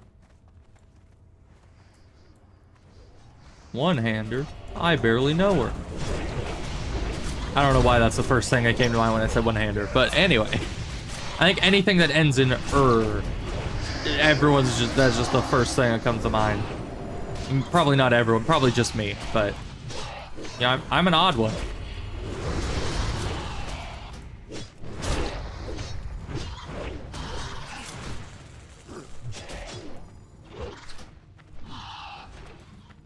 Running away before you have a chance to loot. Despicable. Unforgivable.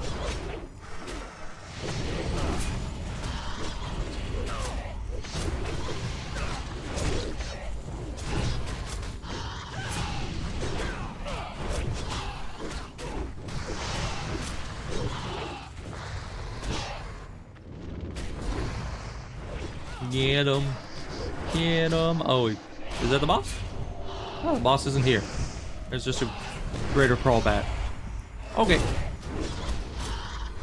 Would have been nice to get that bow. Imagine the bow drops, and Frangus is just sitting there just like, I need a bow. Please, just somebody give me a bow. It's just literally every item that I'm wanting from the dungeon is exactly what Frangus is wanting for some inexplicable reason.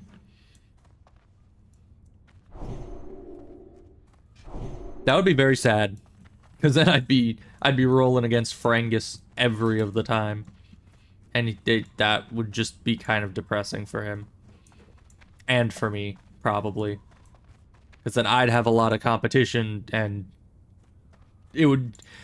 On one hand, I would be sad if I lost any of the rolls. On the other hand, I would be even sadder if I won them all, because then Frangus would just be sitting there with nothing. Which would be kind of funny, but also really sad. So, poor Frangus.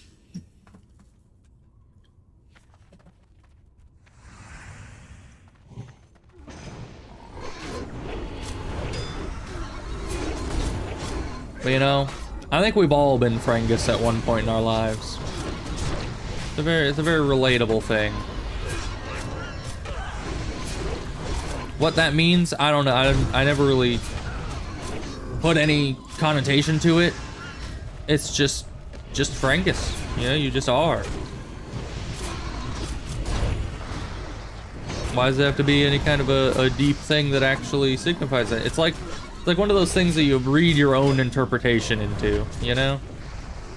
Like, what does being Frangus mean to you?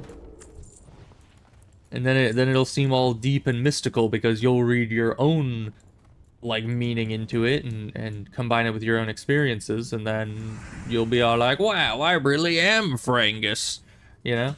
Troublesome whelps, I'll teach you to interfere. No, Frangus! Frangus, look out! Frangus! Frangus! No! Okay, good. Because, yeah, you're supposed to line of sight them so that, you know, the boss doesn't myrtleize you from up there, and Frangus was just sitting right in the line of fire.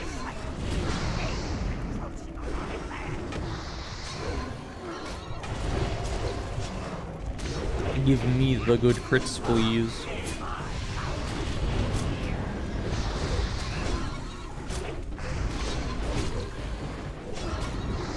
Zero crits, literally none. Oh, there's a crit. Thank you. Right at the end. Oh, now that is for you, Frangus. No, Frangus, why didn't you need it? Oh, wait, they might not be able to use axes. Rip. But he did win it. Can warlocks use axes? Man, poor Frangus. Alright, Pet, you better do what... Yeah, you did the good thing. Good, Pet. You know, some cliffs it does nice on. Others it does not.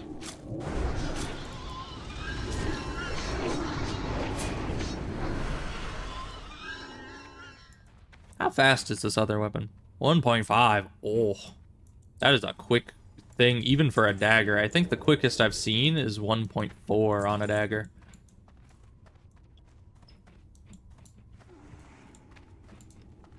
I don't need a slot in the quest log for the escort, because I already did it. I think. Somewhere in here. Oh yeah, you turn it in at the end of the dungeon, right. So it wouldn't be in my quest log anymore. I was thinking it was something like frickin' Gnomeragon, where they got the guy that you get out of the dungeon and then he's just like, go way out of your way to Booty Bay to get your prize. That isn't very good, if I do say. I don't know why I had to rhyme. It just started rhyming and I kept it going. But yeah, he basically gives you a meager reward if you trek all the way down to Booty Bay. Like, I'm not going out of my way that far to do that. So it just kind of sits in my quest log for 10 hours until I eventually decide to go down there on my own.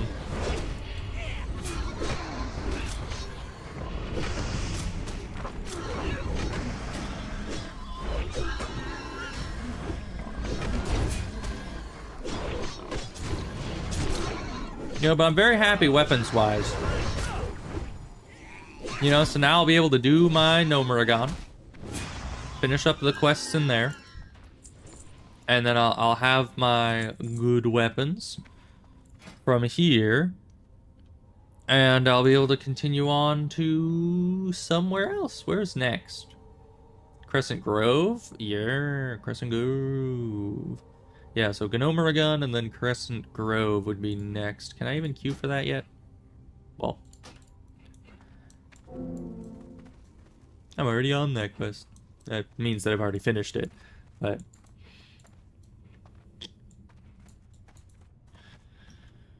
And if only the... Oh. Mortality wanes. Right, that's the one from the guy with the thing with the stuff, wasn't it? The one with the corpse dude down at the bottom of the elevator. Nothing better, but might as well. Right, that's a pendant. All the way up in Darnassus. Well, I'll be going back to the Night Elf area soon anyway, just to get the reputation.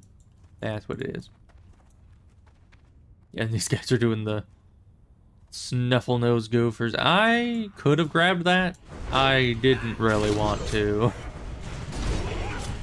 I mean, no offense to the Gophers, but it is a bit of a hassle of a quest. And for what?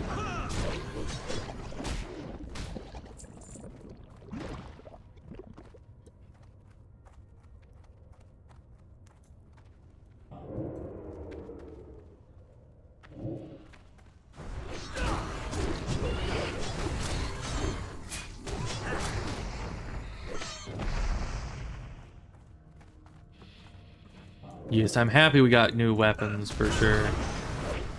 That will help greatly.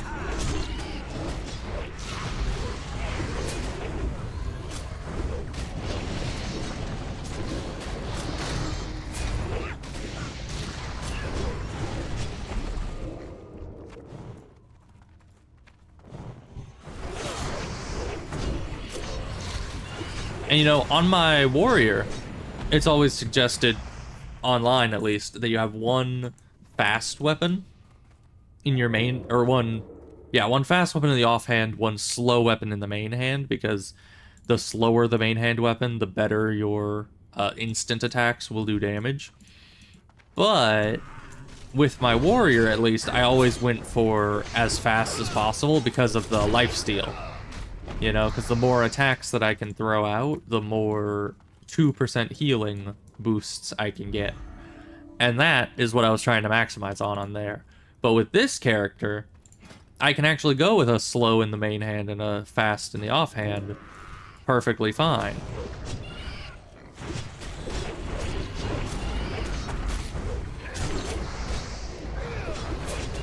Doesn't really cause us too much issue, it seems like. What is that? Not as good.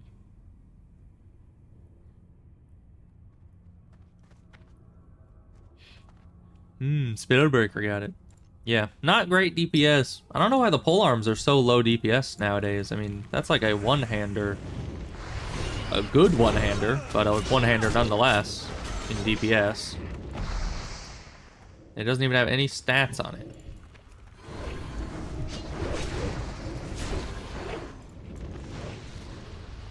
Brangus, I shall save you.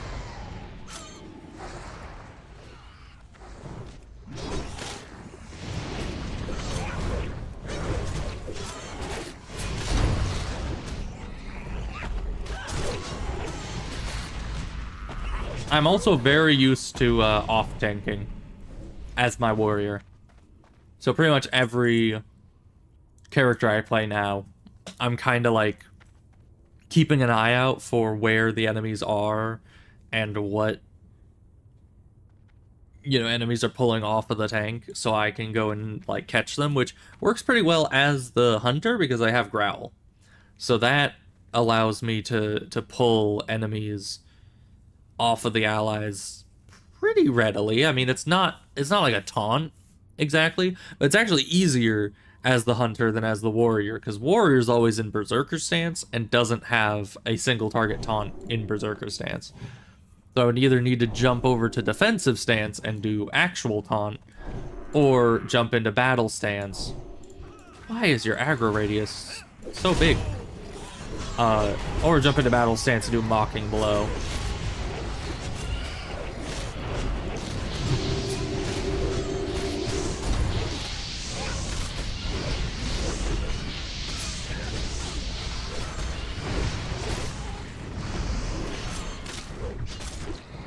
Man, we are just shredding through these. Like, this group going quite fast.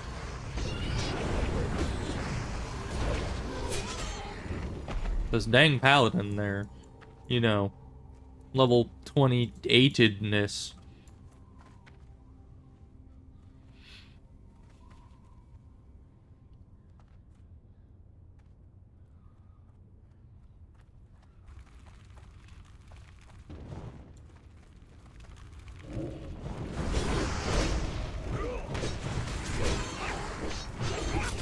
Frangus, why is your imp attacking things? No, you gotta wait for the tank to go in first.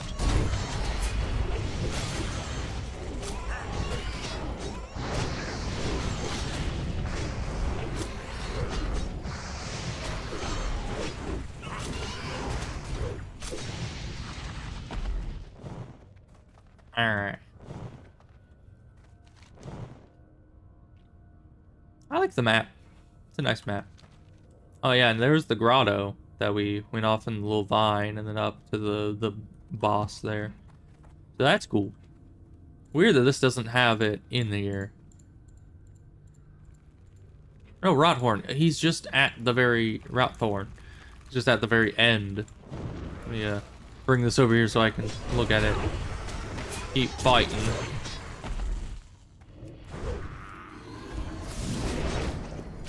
Did you say egads? Who says egads anymore? Alright, so that's what we got. We have the idol, trinket, or a wand.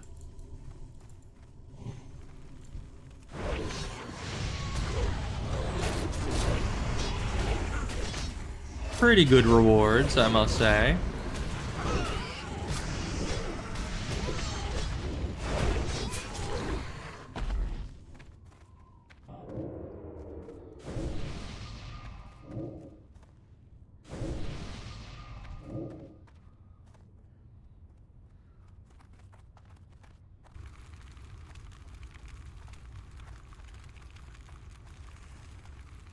Is that a soulfire? I think it is. Oh, my pet be hungry.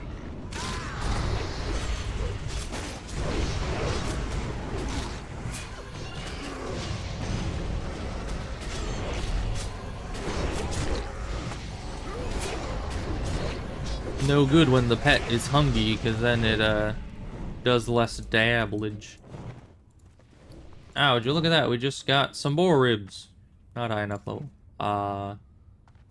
Yeah, I guess your regular mutton chops. Pets get so picky as they level up, you know? I wish that they always gave the same amount. It just, you know, as they level up, their happiness amount gets higher and higher and higher. Because just making it so they can't eat the low-level food makes it kind of annoying, because then you can end up with big supplies of low-level food that you can't burn through because they just don't take it anymore.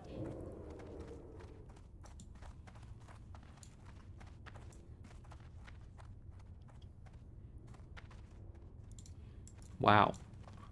This person's looking for Gnomragon, or Razorfen Crawl, or Black Fathom Depths, which is weird, because Black Fathom Depths is kind of, yeah, that's way down there. Actually, earlier today, somebody whispered me, it was like, hey, do you want to do Black Fathom? I was like, nah, I'm a bit too high level for that.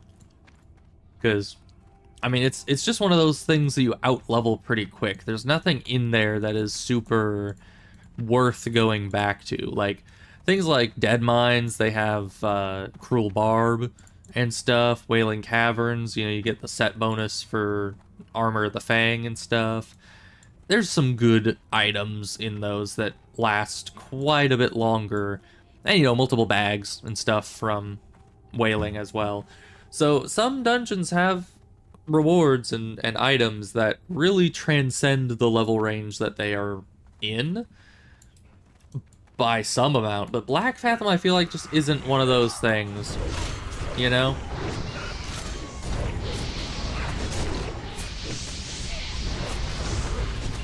I feel like Black Fathom is really good for a very specific level range, and after that, you've just out-leveled it.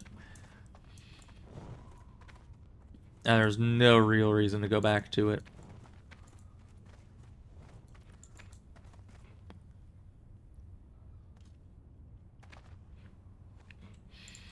Alright.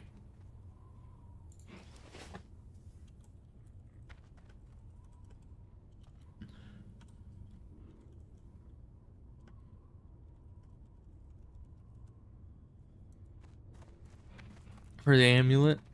By killing a few more? Oh.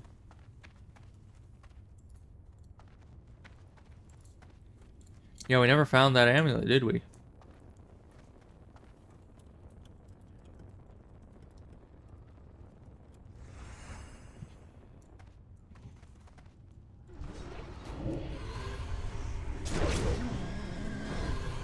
Hey, the Giga Chad Ferengus.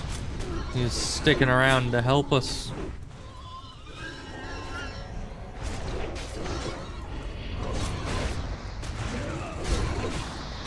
Yeah, I'm not good at saying goodbye to a group. I never quite know what to say. Usually it's just something like, see ya. Then I just leave a group. But, you know, leaving a group is difficult. One of them, you know, social situations. Who likes it? Nobody. At least when you're in a group, you know, you don't have to say anything. You're just kind of there.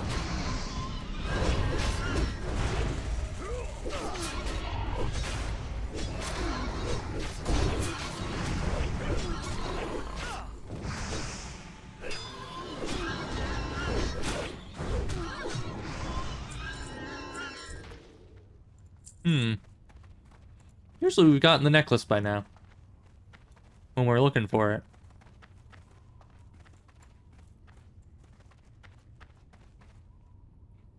I don't need it. I have a lot. I have too many bags. I even just bought a new bag slot in the bank for like half of all my money on this character. And even with that, I still have one extra bag in the bank just sitting there taking up space. Because it's like, it's a 10 slot bag, so it's decent. I don't want to just get rid of it. Hey, there's the pendant.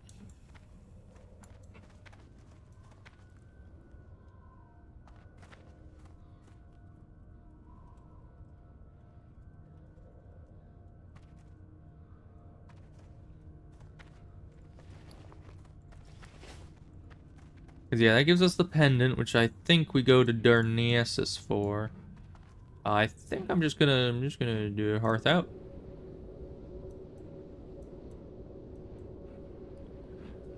Alright. I already said my goodbyes, so I'm just gonna skadoosh. And get out of there. Alright. Oh yeah, and it's the Valentine's Day event still. So that's nice. I don't know exactly what that does, all in all. Never explored it that much, but it's a thing. It happened. So there's that. These are all sell. You're the quest item. You guys are all sell. Heavy stone, I'm never gonna use. Or really transfer to any other character because I'm too lazy for that. My old weapons over there. Going to mana. Might as well keep the health. I think I'll bank that. And everything else seems rather in order. Okay. See you soon. Now let's disenchant these and see what we get. Glowing shard. Healing gloves. Soul dust. That's a good one. The 5 soul dust drop is quite good. The bigger ones are rarer, but I don't know. I like just mass amounts of dust. It's my favorite one out of those. But I guess, you know, dust is harder to put in the bank because it doesn't stack as high. That's I mean, look how much strange dust I have. It's all over the place.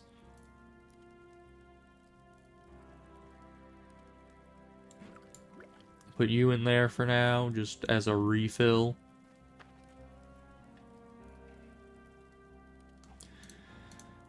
They're all a bunch of cloth. We can make the cloth into cloth, so the cloth can stack with the cloth better than the cloth could. So let's do that, and then a bit of the wool we can make as well.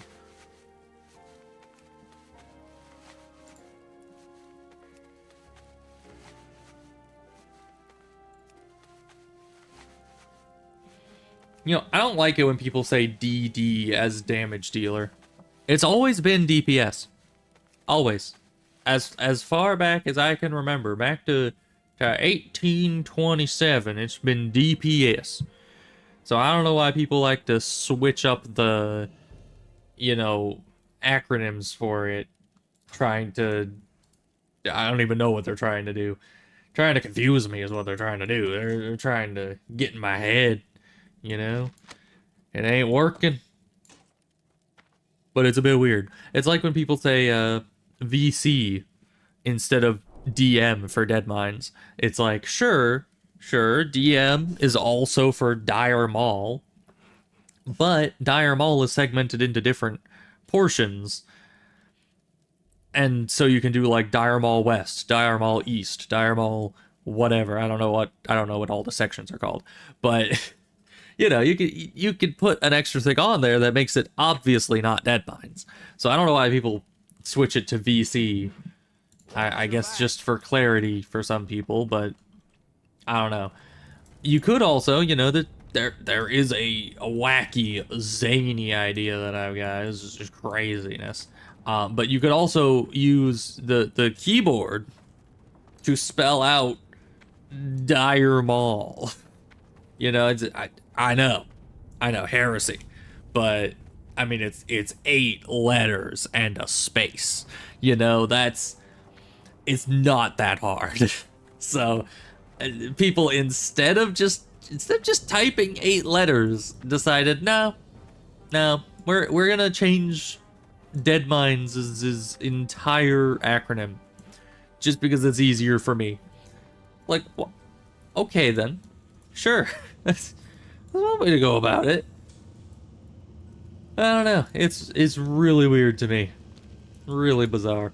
But anywho, I'm gonna end the stream because I need to eat something. And also that was a lot of dungeons. I think it was only like 2 dungeons, but two is more than 1. That makes it a lot. So, oh, and they fixed the tram recently. The tram used to be half broken, and then it was full broken, and now it's none broken. So that's great, because yeah, it is 2 trams that go at opposite schedules down both tracks, and it used to be that one of the trams never loaded in. So like the closer tram would load in, but the further tram didn't. And so you would just have to wait twice as long to get a tram ride because you could only ever get the one coming in. With this, now they're both going. When it was fully broken, neither would load in. They would load in for like a second right as it leaves, and you can't really jump on very well in that amount of time. So yeah, it was bad, but it was only like that for like a week, I think, and then they rolled out a patch to fix it, and it fixed everything about it. So now we actually have both lines of the tram, which is super nice, because that makes it a lot more efficient. Oh, we never looked at the overall damage. Yeah, as expected. Big boy level 38 Pally absolutely obliterated the competition. But, you know, I'm only like 4%, 5%? Yeah, only about 5% down. I mean, yeah, that's not bad. For, you know, a 6 level difference. So I think we did well. I think we did well. Well, there's Frangus. Good old Frangus. We love Frangus here.